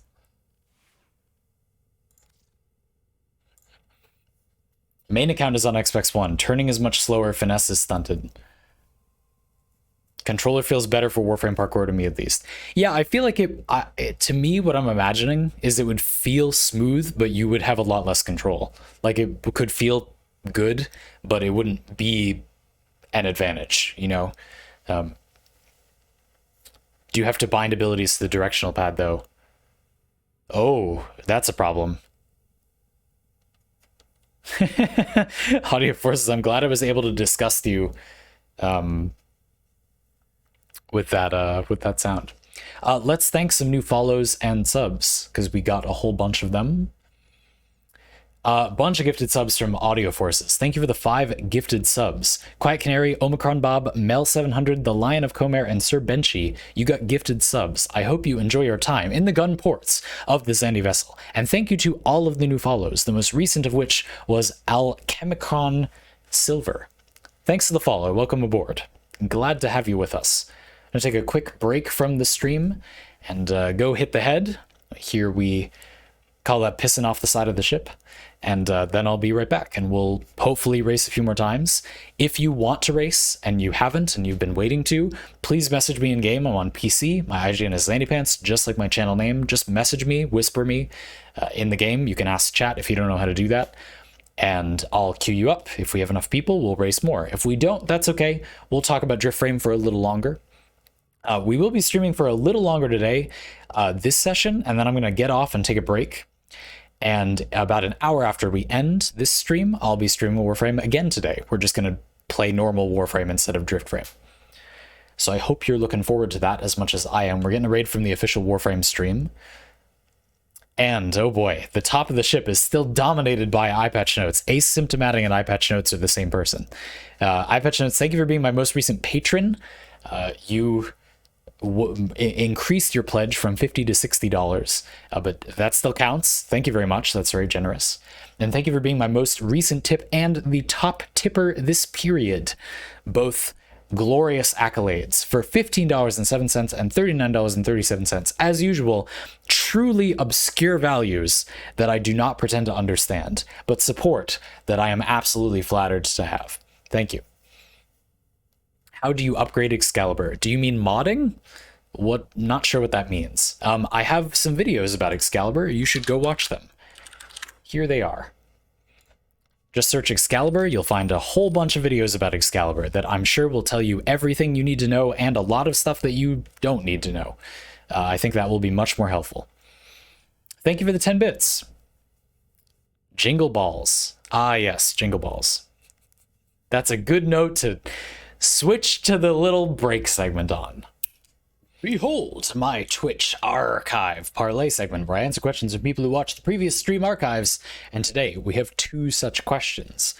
One from Churfate, who asks, have you played any of the Fire Emblem games? If so, what do you think of the buildcraft in them? I have played Fire Emblem 3 Houses. In fact, I played 3 runs of it to do all the houses except for Blue Lions, and I really liked it. I didn't really like the buildcraft. I'm not sure that I would agree that it has buildcraft the way that it has meaningful buildcraft. Pretty much every game nowadays has some sort of buildcraft, in some form. It's a matter of whether it has good or significant buildcraft, and significant maybe, but good, I don't think so. And I don't think that's a bad thing. The game isn't really about that. The game is more about your characters getting more powerful rather than exactly in what way they get more powerful. In fact, there are ways in which I felt like characters using certain weapons or played in certain ways was story relevant. Characters might have a weapon that responds to their crest. I think they're called crests, but the things they have, it's been a little while. And then they can mostly benefit from that weapon, and that's interesting. It creates interesting buildcraft restrictions, but it doesn't create interesting choices a lot of the time. It's usually just wrong not to use their super powerful weapon, which is fine. The game just isn't really about that. Yeah, I mean, it's one of those games where I would put Fire Emblem 3 Houses buildcraft, because that's the only one I've played, just remember, into the sort of solved game category, where it's a game where if you know everything about the game, the buildcraft is completely uninteresting, in my opinion.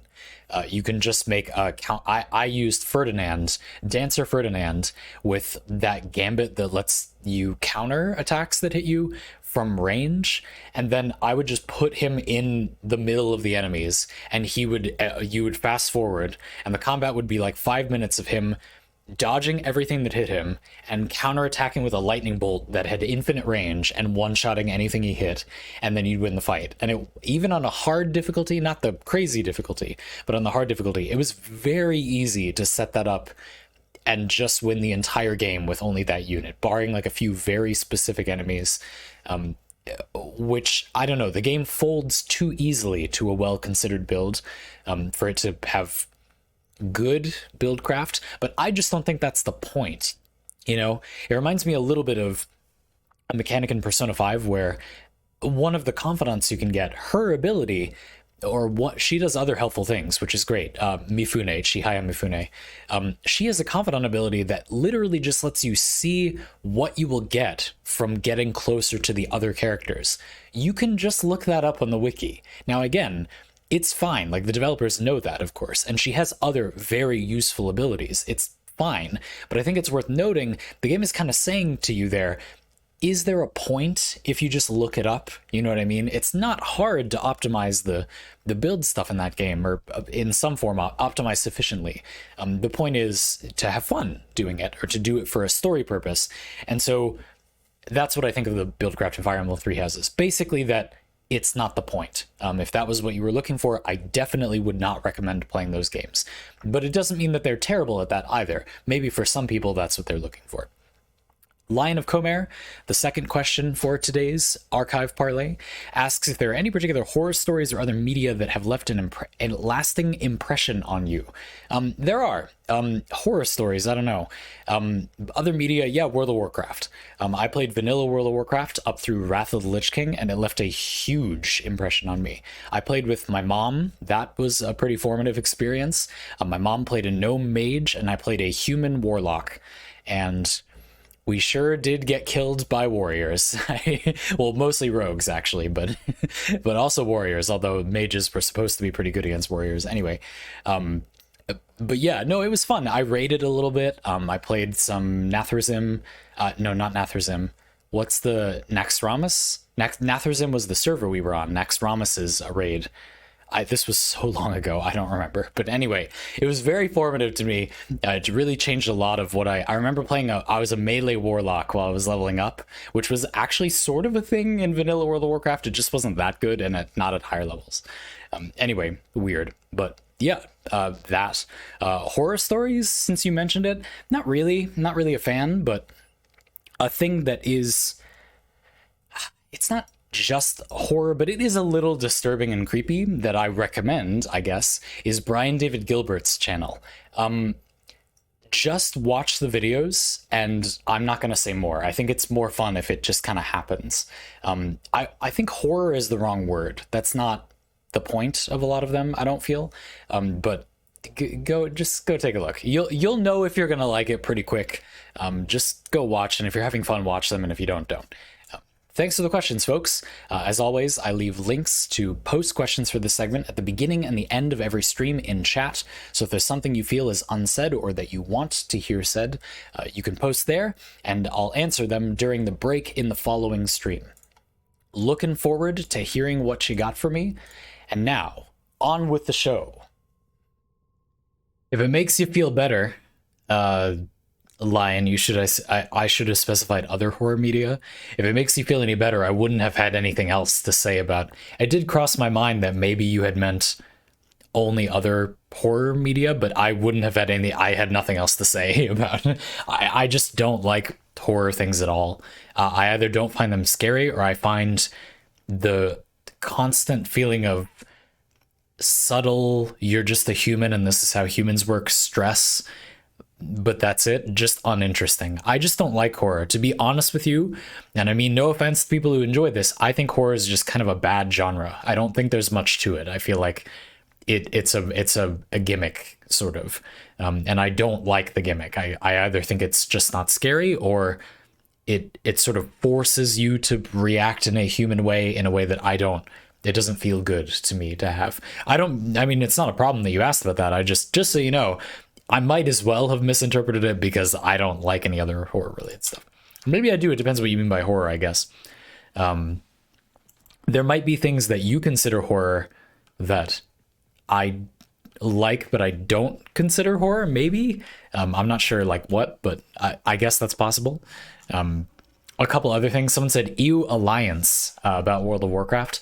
I was on the Alliance when I played with my parents, but you got to keep in mind, I mean, my mom picked the Alliance. What am I gonna? And I was like 10, and she got me a computer to play with her. What am I gonna do? Say no? I'm not gonna be on the Alliance. Like, this ungrateful little shit. Like, just play on the Alliance. She didn't say that, but like it would have been mean, you know. So that's why. Yes, the Alliance is boring. I completely agree. Although I do really like the Draenei. The Draenei?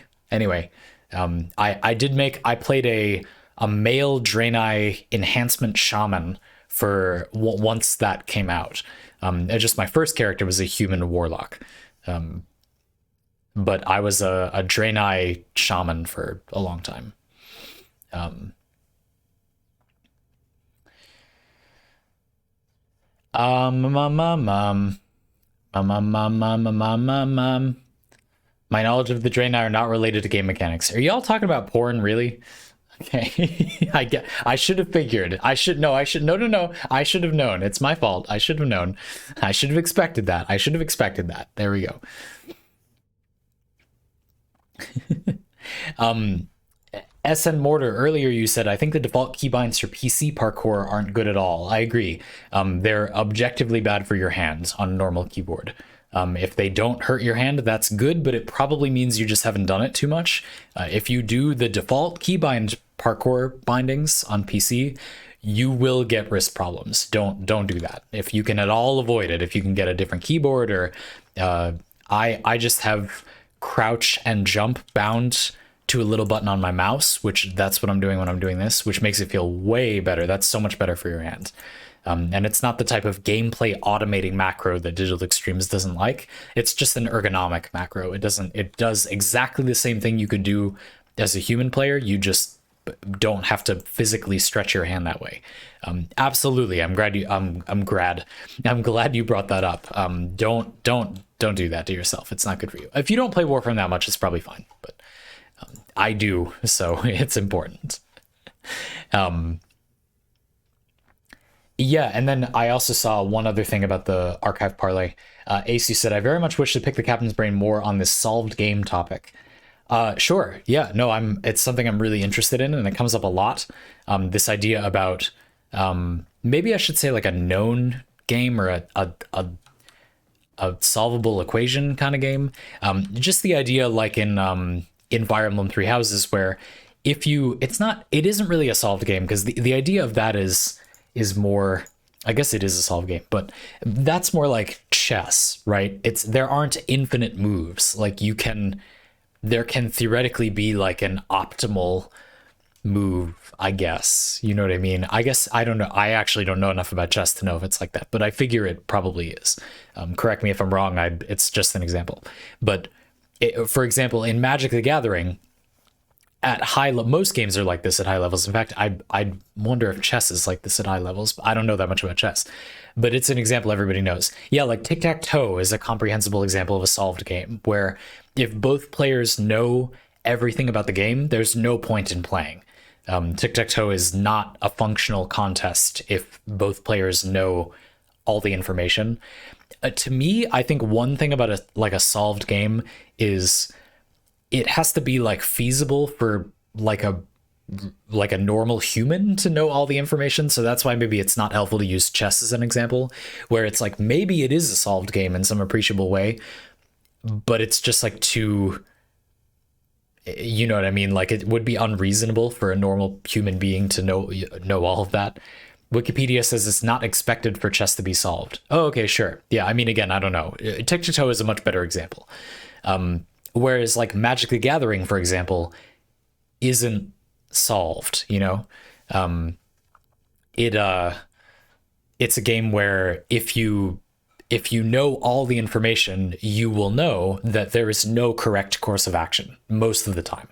There are multiple different, you can't just calculate the best way to win. You have to predict. It boils down to being poker, basically.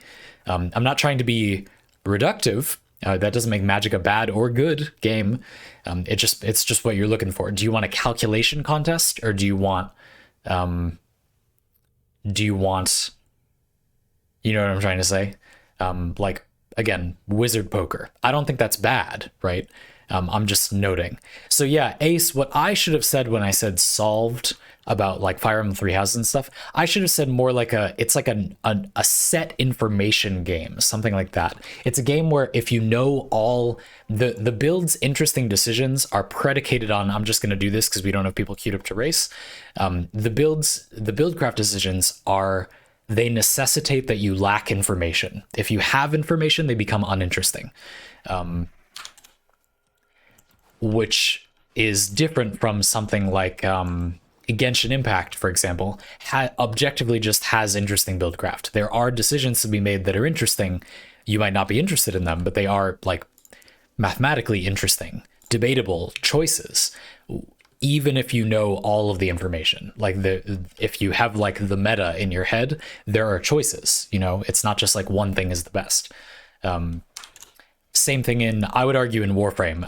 The game is kind of not hard enough for there not to be choices, but there are enough things that are close enough in power level that you can meaningfully choose, and you're not worse off in a way that really changes the game. So I would argue that Warframe is also sort of a not a known information limited game or whatever. I don't have a good term for it, but you get the idea. You're right. I shouldn't have said a solved game because there's really a more academic term for what that is. But that was what I meant about Persona 5 and sort of about Fire Emblem Three Houses. If that definition confuses you, if the idea of a solved, you're thinking like, what did I mean by a sort of information complete game? Think of it this way. If the game breaks, if you look up information about it, then it is that kind of game. So in other words, if you look up, like, oh, what are all the ways you can get dodge chance in Fire Emblem Three Houses? And then you look them all up and you put them all on. Does the game snap in half like a twig when you do that? Yes. So it's that kind of game.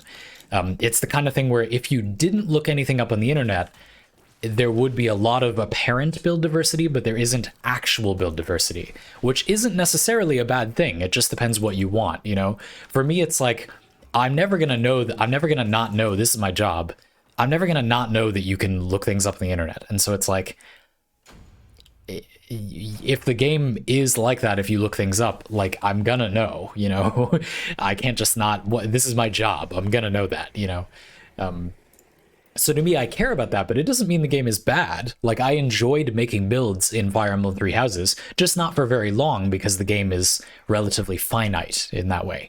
The same thing in Persona 5. I'm having fun right now, but there isn't like really a need to make nuanced builds in Persona 5. That doesn't really make sense the way the game is structured.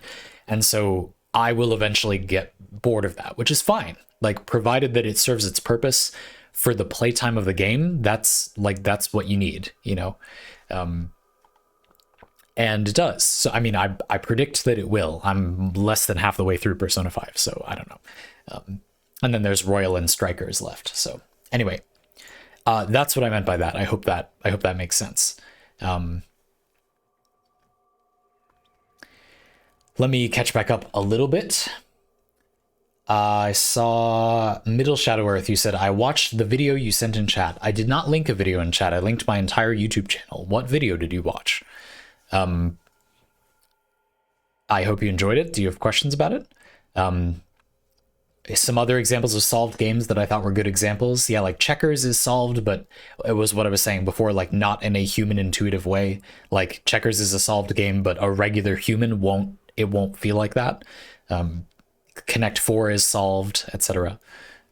These are games that, again, like, if you know the information, they fail as contests. There is a sort of an optimal course of action. As I recall, a solved game can either be that if you know all the information, it's always a tie, or it can be if you know all the information, like, whoever goes first always wins, or something like that, provided no one makes a mistake. Or another way to put it is a solved game can be played perfectly, whereas like Magic cannot be played appreciably perfectly. You just can't. There will come a point in a good Magic the Gathering match where someone just has to make a debatable decision, and there isn't a correct course of action. You basically just have to guess. And you might say, oh, it was a good choice based on what they knew, or like, it's interesting why they made that choice, but it was wrong, in that context. But the truth is that, like, it was poker. It became poker, I'm not saying that in a bad or good way. I just think it's interesting. I may tend to call this kind of database-driven titles closed games. Okay, sure. Ace, I like that for the closed box thing, because those closed games tend to be games that don't get updates too. The buildcraft doesn't have to be like that if you're not intended to play the game sort of like ongoing, Yar, hoist the colors. Cool.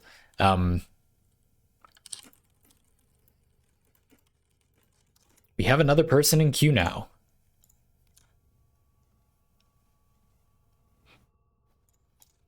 Cool. I will queue up Lalu Lapo and King Ronix for another set of races. If there's anybody else who wants to race, please message me. I'd be more than happy to have you. We have got a slot. This will probably be our last one. So if you were planning to go, you should go now. Let's see what we got. Let's see what we got here. We got Neja, okay. And we got a Loki. Ooh, baby. Very ballsy. We have a hit scan god on our hands, folks. Loki, of course, you can swap with people, which is hard when they're moving as fast as we are. I can hardly see what's on my own screen, let alone target someone else. But if you can do it, it's absolutely insane. Kind of stuck on Sentinel choice. I think unfortunately, the companion meta is kind of boring for DriftFrame. I would say it's pretty much Worm with a Verglis, or maybe a Sahasa Kubro if your build needs energy.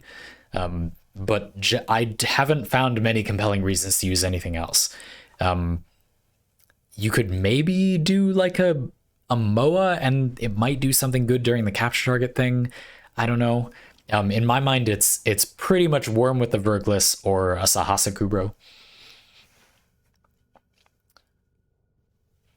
Just go back a few decades and play a deck of 45 lightning bolts and 15 mountains. You're joking, but like there is a deck like that in Modern. I mean, it's not literally 45 lightning bolts, but there's like the red deck wins deck that is pretty much like 45 lightning bolts and 15 mountains. It's really not that different, you know? So you joke, but like there is a deck like that and it's pretty good. And I guess you kind of can. But even then, I mean, Thesaurus, it's funny you mentioned that because in Magic, that deck that's like a bunch of cards that are 1 red mana and do 3 damage or like 4 damage to the face, and then some mountains. That deck is often like subtly hard to play. Like when do you kill their thing versus go face is in that particular strategy, because it's so linear, you have so few options.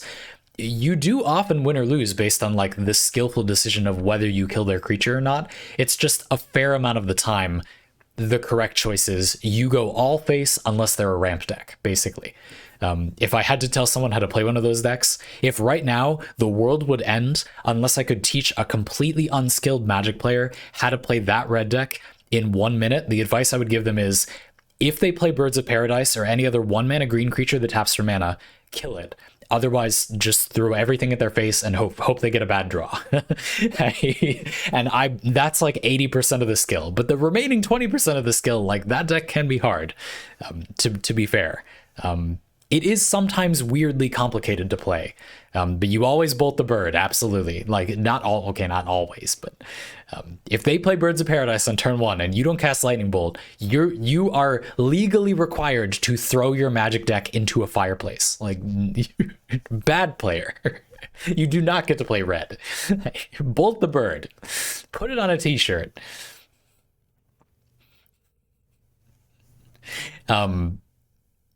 If we don't have anyone else, that's okay. I'm just gonna wait like a minute or two. I'll answer Ace's question about invested mobility. I feel called out. So that's why they're called burn decks. Yes, because you need to throw them in your fireplace. That's correct. That's why they're called that. That's what that means. Yes, definitely. Bolt the bird or bolt your deck. That's right. You have to bolt. You have 2 options. You can bolt the bird, not the face. You bolt the deck. You bolt yourself. I cast Lightning Bolt on myself. I cast Lightning Bolt on you for lethal. There are a million bolt the bird shirts. Yes. Ace, you said, would I be able to poke an infested mobility question? Certainly. Might come to personal taste, but how many mods would one spend on strength? I think this phrasing is a little more helpful than using numbers. I think it is. Yes. Yeah, I mean, on the surface, the balance between how much duration, how much strength, it basically just comes down to duration is going to give you, efficiency, basically. You could say it this way, put on all the strength and then race. Do you run out of energy? Then drop some strength for duration, basically. But I think it's probably more helpful to think of it as a marginal benefit analysis. Warframe builds very frequently boil down to getting the juicy marginal benefit thing, and then you just stop, basically. Oftentimes, you can make a Warframe build where you say, oh, like it wants duration and strength, so I'll build the best value duration and strength and then stop, and that's it. And I think that's pretty much the case here. There are a few spots where you could kind of debate, like, should Transient Fortitude be Blind Rage here? On the one hand, you lose a ton of efficiency, but on the other hand, you gain a little duration back, which gives you efficiency, you know? So you can also kind of calculate it by time. That's one thing I really like about DriftFrame. So you can say, okay, races are usually about 60 seconds, and now my Infested Mobility has a duration of 20 seconds. So I need to cast it about 3 times to get to the end of the race. And the first cast might be a little bit free because of the last pulse of the energy pad. So I can store 2 casts because my Sevagoth has 188 base energy. I get 1 cast to start with, so I'll probably just barely run out at the end of the race with this much duration. So a little bit more duration, maybe, or if I can finish it in less than a minute, it could be fine. So this is kind of like enough duration, and you wouldn't want more efficiency. And then from here, strength is just upside. You could think of it that way. Yeah, I mean, somewhere we're losing a bunch of strength. Oh, because this is Umbra Vitality. What the hell? Okay. What's going on there? You all thought that was Umbral Intensify too, didn't you? I don't know. Anyway, so yeah, I think that's pretty much how you do it. You just get the juicy marginal benefits, and then it comes to a point where, like, you can't fit more strength or duration, and it wouldn't do much anyway, you know? Like, at this point, yeah, I guess this build isn't worse with Augur Message, but it's barely better. You know what I mean? Like, it's better in a way that's irrelevant, I would say. More strength, if you could control it, would make it better. But as we've been talking about a little bit, you probably can't control it. Like, no offense, but most people probably can't control it. If you can, then you know that. So it's good advice. So there you go. If Nova wasn't banned, how would you balance a Nova DriftFrame build? I just wouldn't use Infested Mobility. I'm not sure there's any point in putting anything else on, so maybe I would infuse a survivability ability. Just like for the sake of, that would be like the only thing that would stop you, you know? I don't know. Yeah, but I definitely wouldn't. There would be no point in Infested Mobility. In every situation, well, almost every situation, it should be inferior to cast Infested Mobility compared to portaling. But I want to emphasize, like I did in the video where we banned Nova in this, that normal people, Nova is almost useless because you need to have practiced where to put the portals, or it's going to be way slower than just jumping there, you know? While you're looking at where to put the portal, you could have just bullet jumped there unless you practice it a ton, in which case it's basically impossible to, you know, I've seen some people who speedrun say they feel like Wukong is better or Titania is better. But besides that, yeah, I again, the takeaway for me is, while they're all way too fast, Nova is the one where if you haven't practiced with Nova, she's not gonna feel good. You have to know where to put the portals, you know? That's how I would think of it. Catching back up a little bit, but that's what I think about those things. I hope that's interesting. Ace, I don't have like a ton of interesting stuff to say about the duration and strength thing. I just feel like you can in DriftFrame kind of calculate like how much is going to be enough, or you can definitely test it, right? And then at that point, so like duration, generally it's right to dump efficiency in DriftFrame. It's very uncommon, except on Saren, for a Warframe to need more energy. Like, you can usually just, if you don't completely neglect duration, you will be able to dump efficiency and still get to the end of the race while running basically all of the strength, you know? Like here, if I formud and added Transient Fortitude to this build, I think you would be gaining something. You'd maybe have a little bit too little duration, but you could add, I mean, you could add it back in. You could put this in the Excel slot and put in like Augur Message or something, you know? So I think that's usually it's just all of the strength, and enough duration, and then dump efficiency, and range also. Some Warframes like Volt, dumping range is arguably an advantage, so that's something. Wanted to catch back up on chat though. Cordy, you said, should I ask a June parlay question in this chat? If you have questions about parlay, you can ask them here. You can't post your parlay question like request here. You have to post it on Discord in that channel. If you're having trouble finding that, I can help you. If you want to ask about the parlay format, yes, you can totally ask here. You're welcome to ask on Discord too. Just don't post your actual request here. That would be hard to manage. Does that make sense? Yeah, no, fire away if you're confused about the format. I'm happy that you're going to use it. I'm giving out free parlay videos. Actually, before we race, and thank you for your patience, folks here, I will briefly explain what that is. On my second YouTube channel, this one, I mostly post Parlay, which is a Q&A series where I make a full facecam video. It's a much more involved Q&A series. It's not one Q&A video. It's a Q&A video for every single question that is requested by my patrons or the people that support me financially. So if you're a Twitch sub or a YouTube member or a Patreon patron, you are getting one of these for free in June. They're normally $9 a month, and a lot of people have them and regularly post them, but in June I'm giving away them for free. So if you like all those people that got gifted subs, you can all ask a question. I'll make you a whole video just for you for free. They are available for everyone to watch, but you get to request the topic. You can request pretty much anything. It just has to be something I can do on the spot. I can't have to prepare. It can't require editing. It can't require knowledge I don't have. If you're not sure whether I know about the thing, you can ask me. But not requiring knowledge I don't have doesn't mean, like, you can ask me to do a tier list and make the tier list on Tier Maker, and then I'll just like fill it out. That's fine. Just know I'm not going to prepare. I'm just going to do it because I make these there's so many I wouldn't be able to keep up if I had to prepare. But that doesn't mean I think you'll be surprised at how relatively good the answer is. I'm not trying to toot my own horn. It's just I'm a professional. This is my job. I'm not trying to say I'm really good at it, just apparently because people watch me, I'm okay at it. So I think, you'll have a good time. People are saying sick tech, use the magnetic arcane so I don't get destroyed by the Grineer doors. That's a good choice. Laughs in memory of the Bionicle question. Oh boy. Okay, yeah. I mean, again, there's also no promise it'll be good. You could ask me for something and like, I'll do it. It just won't be good.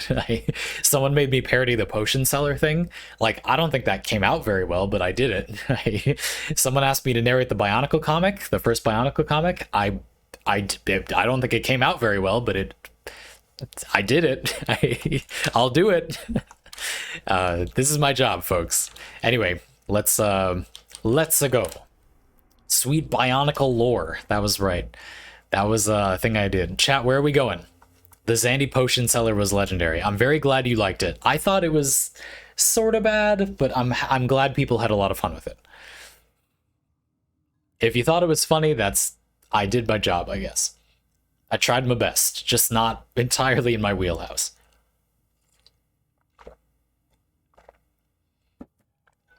That was also very hard to do without preparation. Jupiter. Was there a Uranus capture? There is. Yep. It says submersible, but this one doesn't have underwater segments that interrupt the flow. Sometimes you just start underwater. There's no actual shark. We would ban this if it had shark frame that you couldn't avoid. It doesn't. It does often have a room that is a water hazard, so you don't have to go underwater, but if you fall, you do get trapped in shark frame. This tile is notorious for being the most punishing. If you fall in the water, you just instantly lose the entire race. There's no possible way you could, unless you fall like right where you get back up and you're so far ahead. I'm completely biased, but watching you lose your mind over viral damage as a direct response to the perils of banana monoculture was also gold. I thought that one was pretty fun too. It was brief too. It was a short and sweet one. It's difficult to answer a lot of the questions I get asked quickly, so the short parlay are few and far between. It'd be really interesting to sort parlay by length and then watch that. Oh yeah, there was that whole limb month. That was a whole situation where for a whole month everybody asked questions about limbs. That was weird. That was a whole situation. We're having a weeb month. Everyone's, I mean, you don't have to, but everybody's asking questions about anime stuff in June. So that's going to be, again, like, this is a whole affair.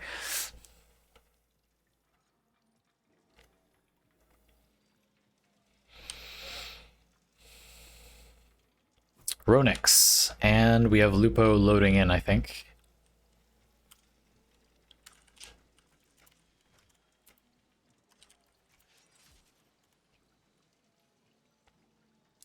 Lupo's probably just having some lag. We've been fairly lucky with connection so far. It should not be expected that it'd be this good every time. You can go back here, actually. Oh, there you are. Whoa. Look at that. That fashion gave me the hiccups. Batsu-wing. Ah, yes. Rather than shark wing, it can be punishment wing. My clarifying question for Parlay is suggesting music and asking for your thoughts valid? How much music is too much? Would it be helpful if I curated the music in a playlist myself? Cordy, I would say, like, if it's like a song or a few songs, that's fine. I wouldn't listen to a whole album. That's a bit outside the scope of a Parlay request.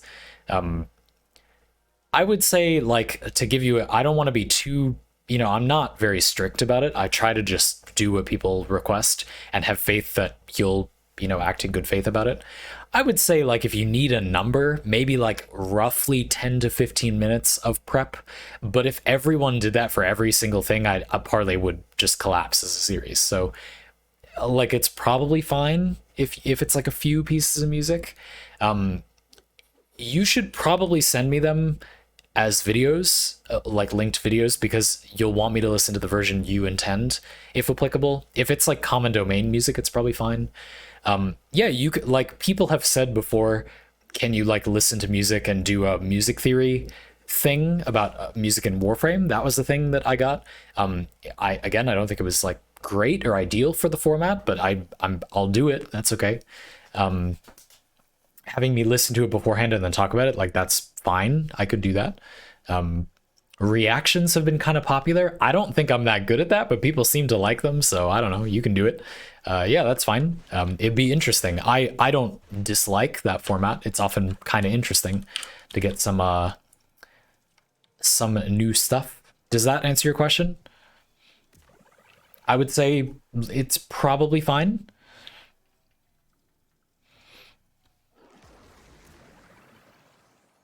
That's 3.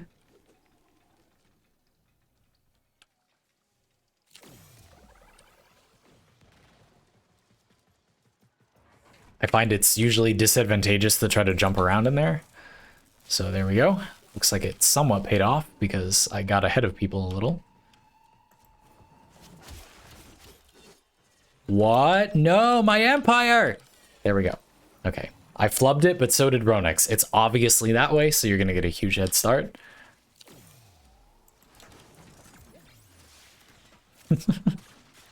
Okay. Was that one of the Batsu tiles? Or have we not come to it yet? Oh. Oh, here's the Sharkwing tile. Yeah. Okay. It's gonna be down. Womp. Oh, I got it. No. Oh, no. Oh, no. Oh, no, no, no, no, no. Oh, no, no, no, no, no, no, no, no, no. Oh, no, no, no. Oh, no, no, no. There we go. Woo. So can we gift June Parlay to people by gifting them Twitch subs? Yeah, sure. Ace, how it'll work is, and just to clarify, you don't normally get a parlay just for a normal Twitch sub. You can do a tier 2 Twitch sub and get parlay that way if you'd prefer to do it that way. You can get it on Patreon or on YouTube members or through Twitch subs, whichever one you like. But it's $9 or the equivalent, so it would be a tier 2 sub on Twitch. But on June, since I'm giving one to everyone, you can give someone a Twitch sub, or like you could do a Twitch Prime sub and get a parlay. How it'll work is the person will have their Discord account automatically given a role to honor their Twitch sub that you gifted them, and that role will give them access to a channel on my Discord server where they can post their parlay request. They will have to do it there. I mean, they could DM me on Discord, that's fine as well, but they would have to manage it that way. Besides that, yeah, you can totally do that. In fact, please do. That would be a nice gift for someone. I want people to use it. Ace, you should also know I'm currently I've done almost half of them that have been requested so far. So if we don't get many more, there's not going to be a lot. Like, there's plenty of room. Like, you're not going to overload it.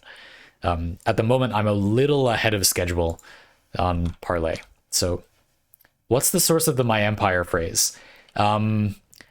I heard that somewhere, Firetender, in a different context, and then I thought it was funny and ended up saying it myself. But the way I wailed it is Zandy original. It's just I don't remember, but I watched a YouTube video and someone said that in like a different context, and I just thought it was ridiculous. And in a moment of panic in the middle of a race or something one time, I shouted it out and people thought it was funny. And I thought it was a ridiculous reaction.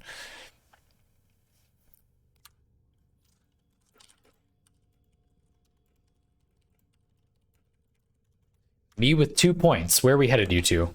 The meaning is Zandy original. Or the context, I would say, is the idea to say that as a reactive thing was I saw that somewhere. I don't know.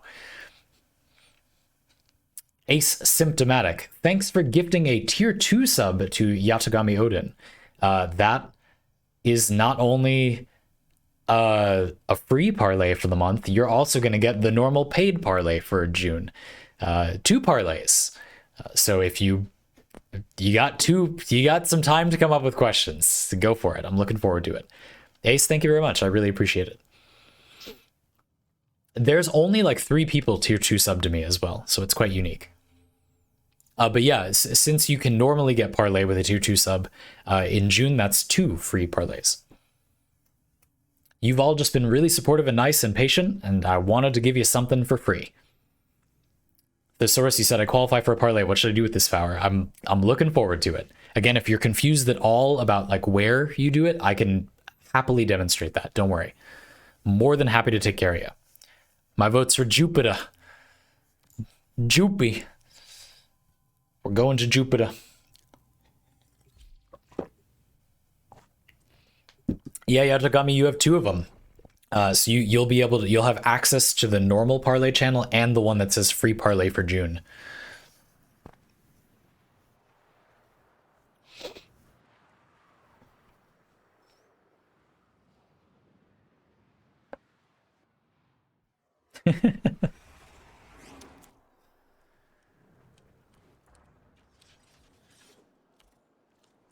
Pow.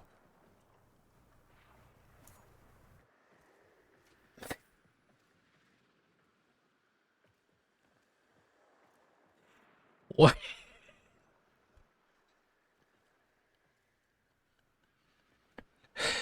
What are you what are you doing there, man? It's crazy.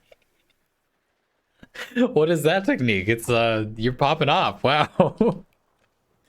Oh man, I didn't come prepared for that. Guys, we're screwed. I don't have a countermeasure for that one. Oh wow. Okay, yeah, we got some advanced players in our midst here.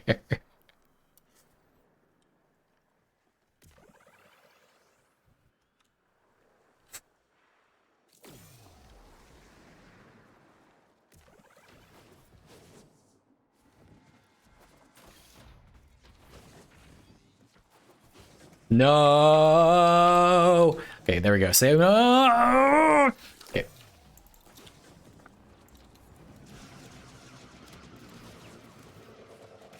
Ronix. No, it's flying. I don't know. It's probably this way. Yep. Ooh, there we go. Every single time. Okay. Except for the times where I lose my invested mobility. Okay. We're good. We're good. We're good. Go. Make it every single time, folks. Never a doubt. Never a doubt. Okay. There we go. Yeah. Look at that epic jump. Just gotta have faith. You just gotta do it just right. you just gotta win.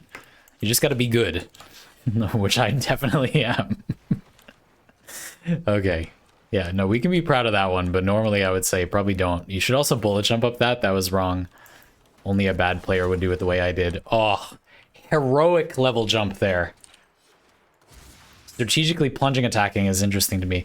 Yeah, huge speed increase. Melee 3.0 definitely made a lot of these parkour heavy tiles a lot faster because you can do the directional slam and travel really far very safely. It loses, you might know from open worlds, it loses momentum if you go like ridiculously far, but there's no tiles in normal Warframe that are that long. So you can pretty safely, like if you do a directional slam in any normal Warframe tile, you are going where you pointed, which is pretty... I don't actually know if that's true, but I've tried it on pretty much every applicable tile, so it should be true. Let's say it. Let's just do that disclaimer there.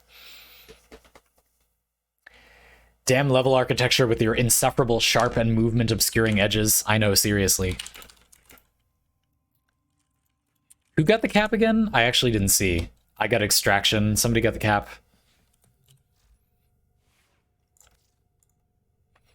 The real bots was Jupiter all along. That's true.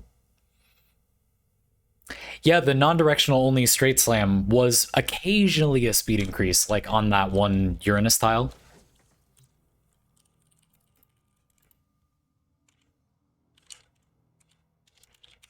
Where are we going, Lapo? Where are we headed?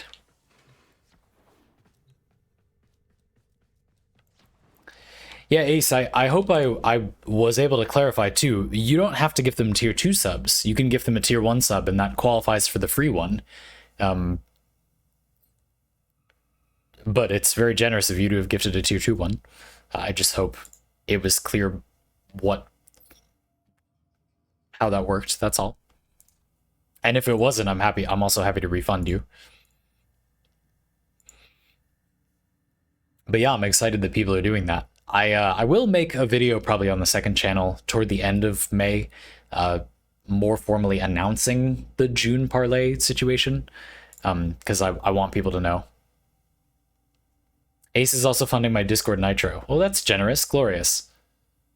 Yeah, no, that's cool. I'm glad you used the. I'm glad we got the two for one. There you go. Yeah, man, 2 facecam videos for $10. I'm not trying to sell you on something, but we both know that's a good deal. Come on. That's a lot of content for $10. I'm just saying.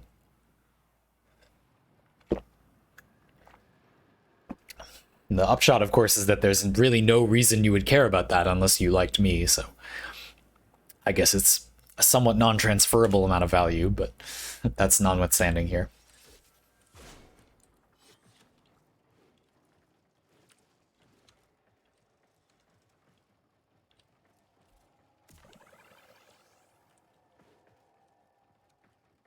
Imagine liking the streamer you watch. Just disgusting. It's terrible what some people do these days. I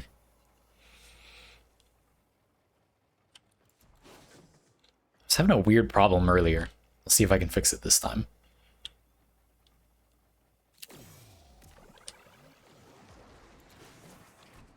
Nope. Oh, look at that turbo. Oh, what? Whoa, the swap! The swaps! Dude, the swaps! That was so epic! No! Lupo, I think? Oh, no, that's Ronix. I have no idea which way. I'm not gonna guess. Yeah, that was a good choice. Okay. Well, I mean, I guess guessing correctly would have been good, but you get the point. Dude, I'm over jumping on like all of these. Ba ba ba ba. Ba ba ba ba ba ba ba ba. Ba ba ba. Hup hup hup hup. No. Why? No. Hup hup hup hup. There we go. Yeah. We're good now. We're good now. Oh, that was a okay. That was a bit of a detour there. Womp. Look at that. Every single time, folks.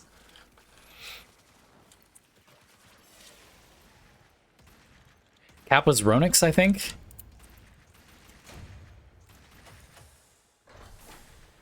I opened a second Twitch tab and got boo boo boo in stereo. Buh buh buh.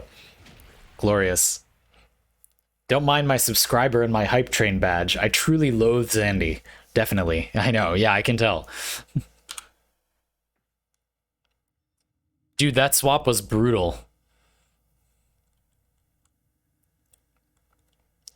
Me 4, Ronix 2, track choice to Lapo again.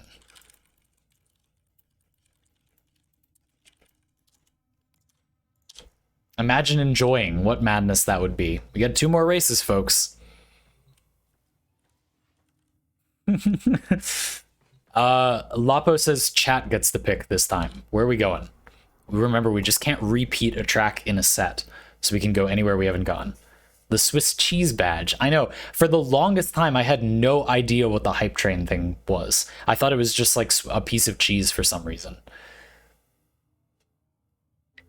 Ooh, Deimos. Ceres. Okay, we got 2. Ceres and Deimos. Deimos has a capture mission, right? Yeah. Horrend. Okay. Sure, that's a name, I guess.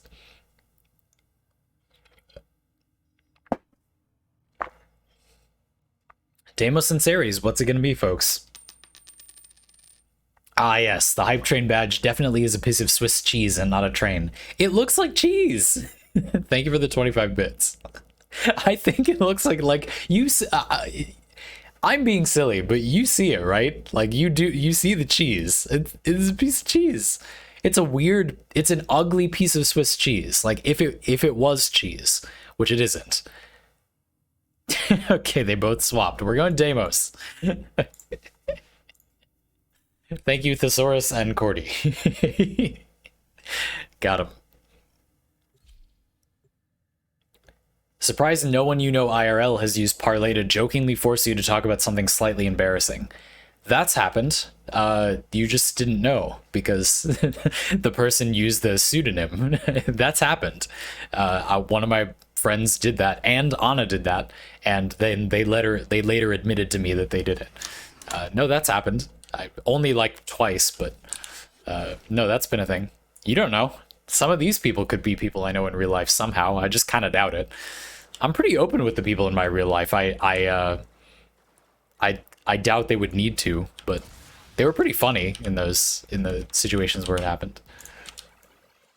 I mean, you could do all sorts of stuff with Parlay. Every so often, people pop off and start doing weird things with the Parlay format. Folks, I spent a lot of the stream racing a Sevagoth, surprisingly. I guess I got to make my point from the video that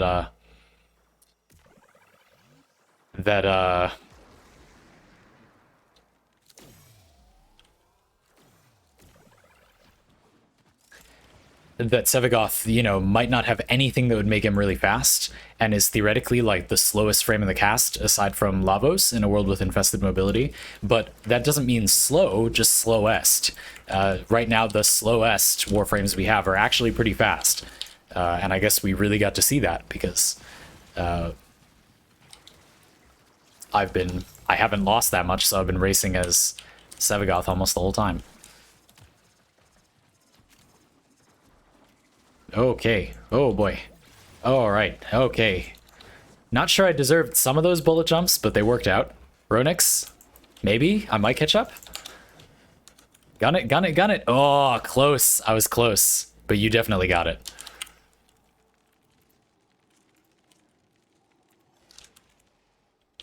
Very close. Very, very close. Oh, Ronix. I almost gotcha. I almost gotcha there. $50 of Swiss cheese. Ooh. Oh.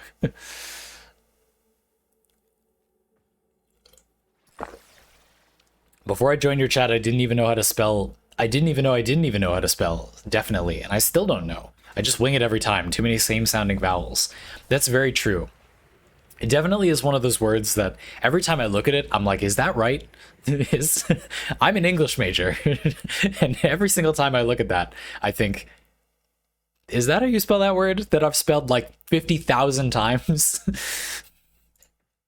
Yeah, not a good dyslexia word. I have dysgraphia, and it's not a fun word to write either. Not that dysgraphia does like hardly anything in our modern society where we type everything, but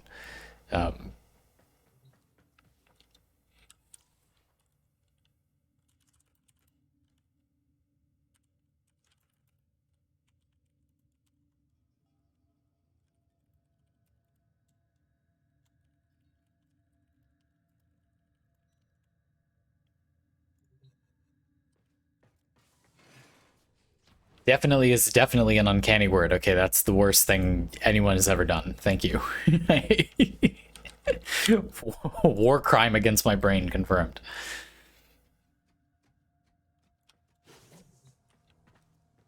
Series. Okay.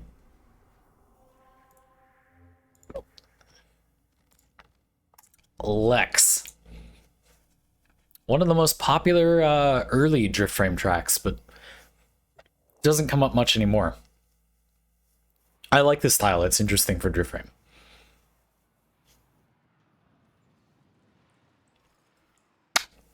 Ugh. Person with this ability, welcome aboard. How does DriftFrame work? It's very simple. You can't play Titania, Wukong, or Nova. We decided.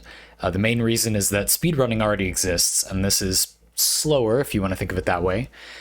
So allowing those frames to be legal, there'd be no point to playing anything else because they're faster than everything else.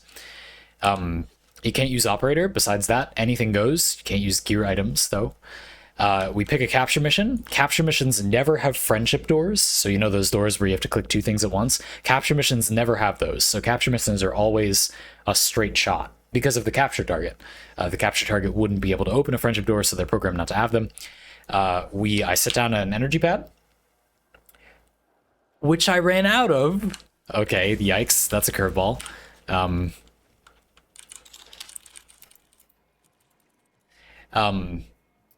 And once the energy pad starts falling, you can go. The first person to get to the capture target gets a point, and you can tie, so you both get points in that case. The first person to extraction gets another point. We do like 5 races and see who has the most points, and then I rotate people. I also have a bunch of videos on YouTube about DriftFrame, so if you want a more structured explanation of it with some examples, besides this, that exists. Oh, shit, okay. I got distracted. Go. Go, go, go.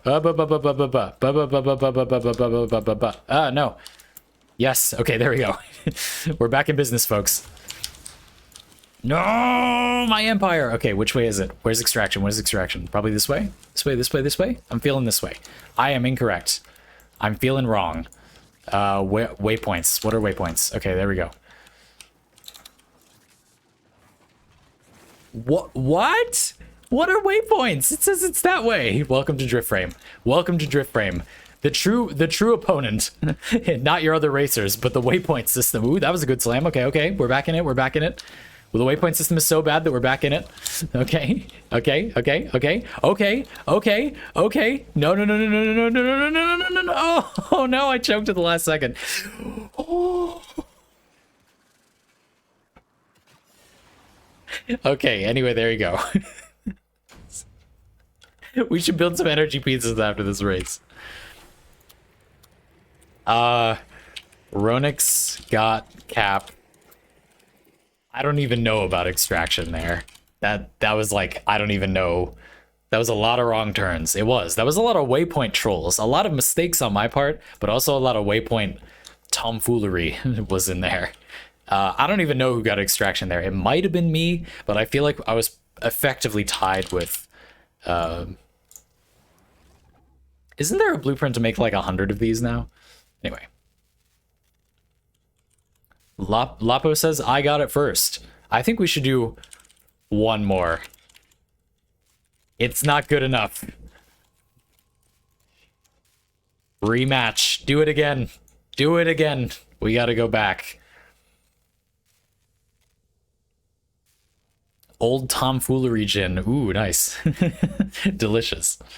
Only the 10x blueprint. Is there an 100x one? Is it like a dojo thing?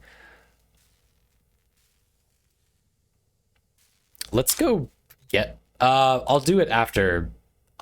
we can do it after the stream, but remind me, because that would be helpful. I should do that. Remind me after we do a rematch. Same map. No, it's a rematch. We're going back. We're going back. What resources does this require? Polymer and nanospores. Okay. Oh wait, is it still on my gear wheel if I ran out? Is that the thing? No, it isn't. Glad I checked. That would have been sad.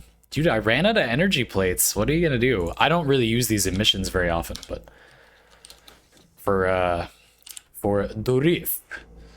All right, let's have a rematch.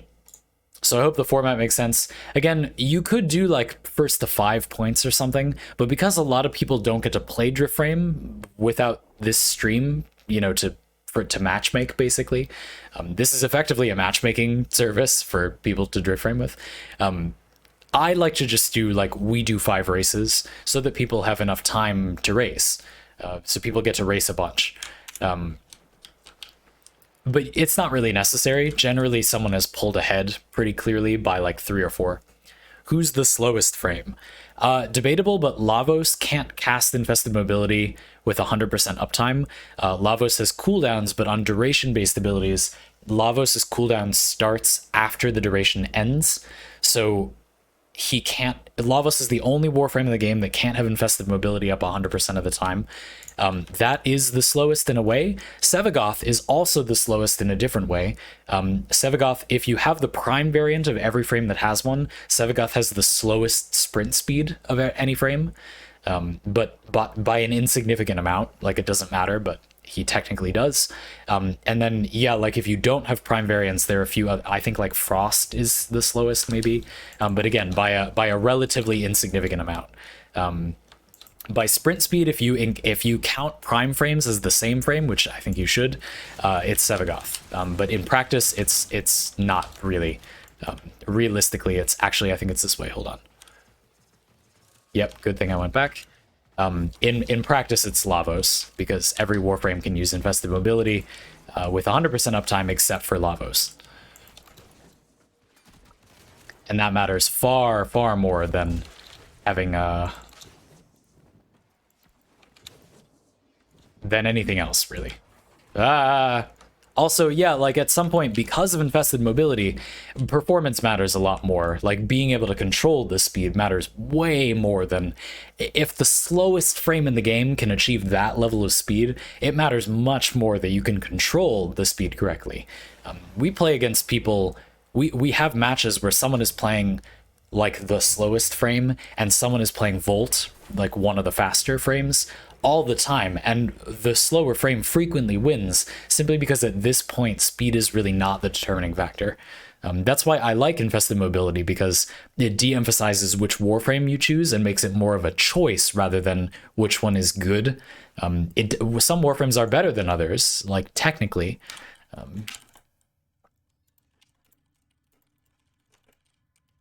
That match ended up being a repeat in terms of score, so...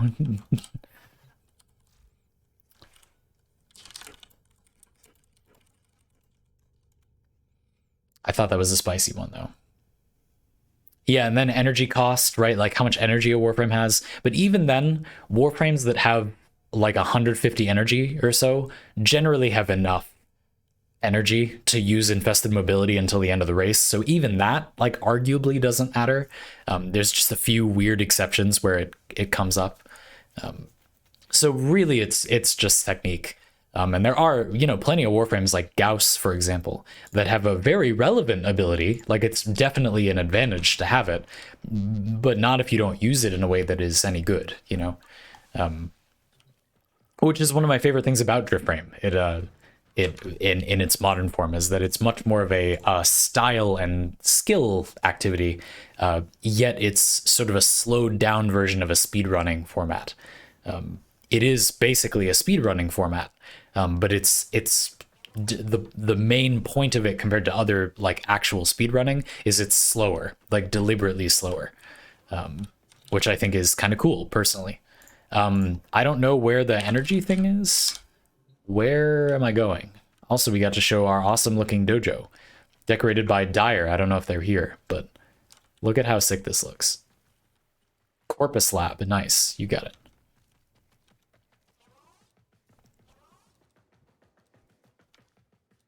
We got this Corpus tunnel, and then the infested one, and then the Grenier one. Nice, right? It's cool, isn't it? Dyer, and I think Cordy, you decorated a lot of this too, right? Dyer did the ship, but whoa. Wait, what's the difference between Oh, shield restores. Okay. I misread. What do these require? Oh, it's fine. The ship is really cool. We should, while we're here, we should honor the railjack hangar as well. We have this, the shipyard here with different like parts of the hull you can go in, and we have our treasury here in the treasure chest. It's cool. Being able to be inside the ship a little bit is pretty cool. There's booty. You gotta have booty. Ain't a pirate crew without booty. And then we have the Corpus dry dock. Also a dire creation. Dire rear, as I always try to tactfully say, away from the you know, obvious implications. Looks awesome. This is a more recent edition. This looks so cool. I'm crazy about this. Absolutely over the moon about this. Also from a lore perspective, like it would be Corpus looking rather than Grineer or Infested, you know? I guess there's an argument it'd be Infested, but, you know, you'd think it would be. Corpus is just like society, and then Grineer is like that one militant faction of clones, and then Infested is like that one COVID-19 variant, whereas Corpus is just like people. Like in, you know, not everyone, of course, but you understand what I mean. From a lore perspective, I think it makes sense that it looks Corpus, which I kind of like. I had to adjust some of the panels so you could see the ship while changing cosmetics. I'm happy you did. Oh, was there something blocking this? That's funny. While you're here. Oh yeah, I see. Like some of them are really close. That's interesting. I didn't think of that. I guess I hadn't gone into that screen in a while.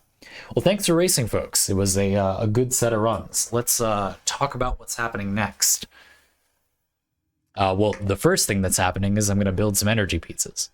I hope that's obvious.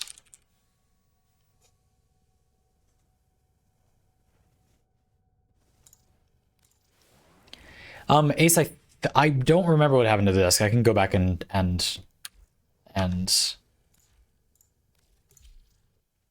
No, we can check it out. How's the unicorn corpse doing?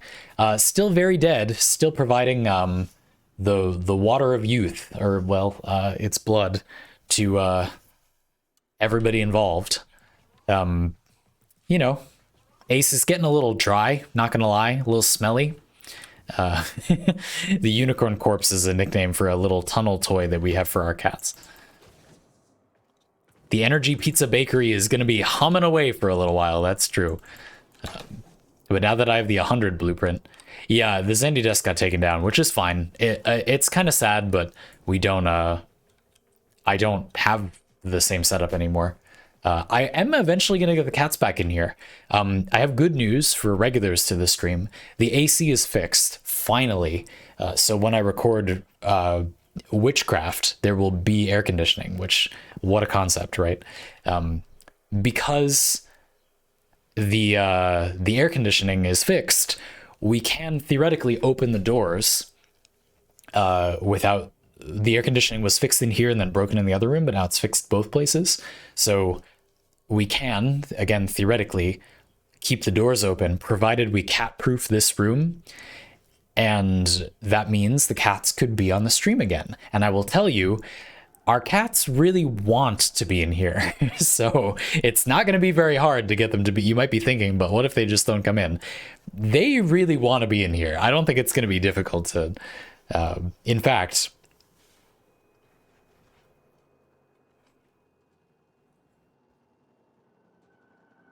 Hey, buddy. Come here. Yeah. You come here? I pick you up? Oh. Okay. Ugh.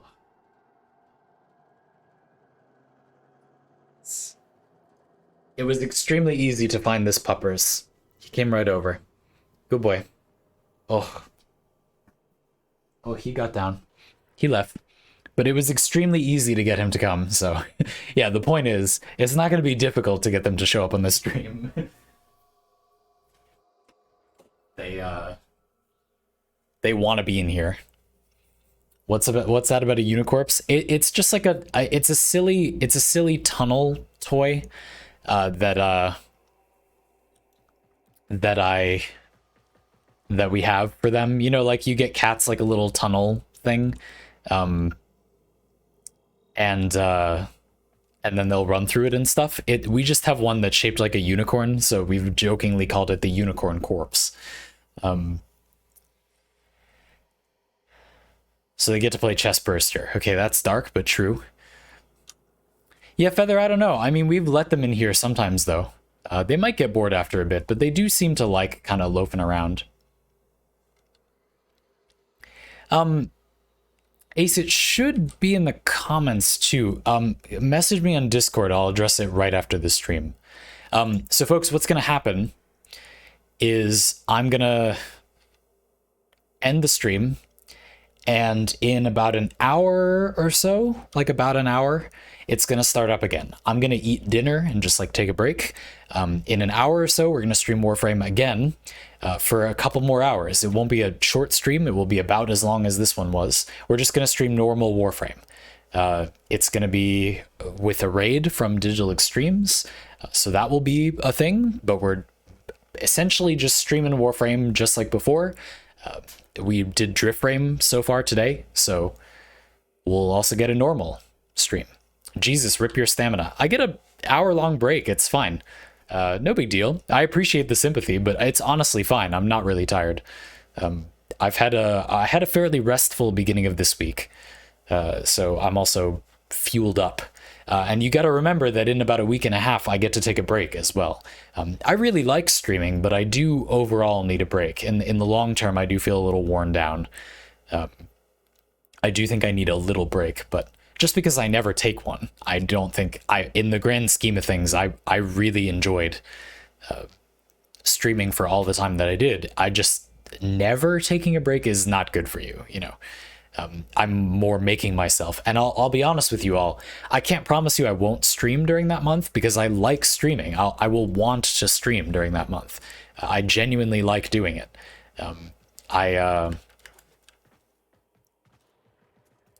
Well, Greater C, but I want to solve the problem because if everybody is having it, I want to fix it. Oh, the link did work this time. That's good. Okay. Anyway, so yeah, so in about an hour, if you're interested, if you'll be up, take a break, and I'll talk to you all in about an hour. A couple of links for this stream. This will be a YouTube archive as well. It'll just be unlisted. It'll be linked through the Sevagoth stream DriftFrame video. So the DriftFrame playlist, if you're looking for it, that will be linked. If you're looking for that, it's on my YouTube channel, which is here. And I guess I'll link my second channel, or it's kind of always linked. Yeah, you can find all those links in a little link in the description. But I'll link the DriftFrame playlist specifically. Imagine being a streamer and liking your job. It's honestly kind of uncommon. Just like real talk for a second. You joke, more uncommon than you'd think. Anyway, it's a good fit for me. Like, I'm having fun with it because it was a good choice for me to become a streamer. I know some of you know this, but I'm of the opinion that for a lot of people, it wasn't the greatest choice for them to become streamers, which is fine. It's just a cautionary tale. I want people to enjoy their lives. I don't want people to get into careers that they didn't think about whether they would like, which a lot of people did, which is fine. People are human. I want the best for everyone. That's all. Not trying to be an asshole, even though maybe I just was. I really do think that. I really do feel like a lot of people it just kind of got big, so they were tempted to leave their day job, but they didn't really think about whether they wanted to be to need to stream, you know? I thought about that a lot. I think a lot of people don't think about that and then eventually get sick of it. And you hear posts all the time. If you go to Twitch and stuff, the Twitch Reddit, you'll see posts all the time that all have the same story where the person was doing it as a bit of fun, but then it got serious. And then when they were doing it every day, they just kind of got burnt out on it. And you'll hear that over and over and over again. And that's why. That's all I meant. I feel like I should have just come out and explained it at that point, but that's what I mean. You're not going to hear that from me. I can 100% guarantee it. But that doesn't mean I shouldn't take breaks. It's exactly that healthy mindset about it that is why it will not happen to me. But anyway, there you go. So yeah, I'll see you all in like an hour. Again, I'm taking a break from streaming in June, but there'll still be videos on the main channel and the second channel. The break will probably be for all of June. So I'm going to be streaming until the 31st, and then the 1st of June is my birthday, and I'll be taking a break. So that. Witchcraft, if you've been following Witchcraft, that's going to be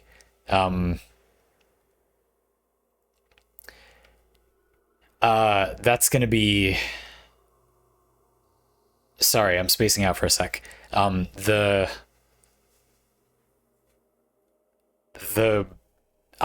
brain just completely collapsed. What was I even talking about? I honestly don't remember what I was saying at all. It means I've been streaming for too long. We got to take a break. but I need to finish saying this thing. Witchcraft, yes, sorry. If you've been following Witchcraft, Witchcraft 3 is going to be 2 4-hour streams, and they're going to be on the 29th and the 31st at the regular stream time. I don't normally stream on those days, but at the time I normally stream on Thursday, Friday, and Sunday, that's the time when I'll be streaming those. If you need that time in your time zone, check Twitch and I'll put them on the calendar. In fact, I'll do that in the next few days. Put Witchcraft 3 streams on calendar on Twitch. There you go. So yeah, again, that's linked in the description if you're watching this as a YouTube video, but you're all on Twitch, you can find that. Yeah, Ace, it should be backer specific. The video should be backer specific. Can we have a Witchcraft viewers photo channel on the Discord? Yeah, Ragnavar, I'll probably make it while the stream is live.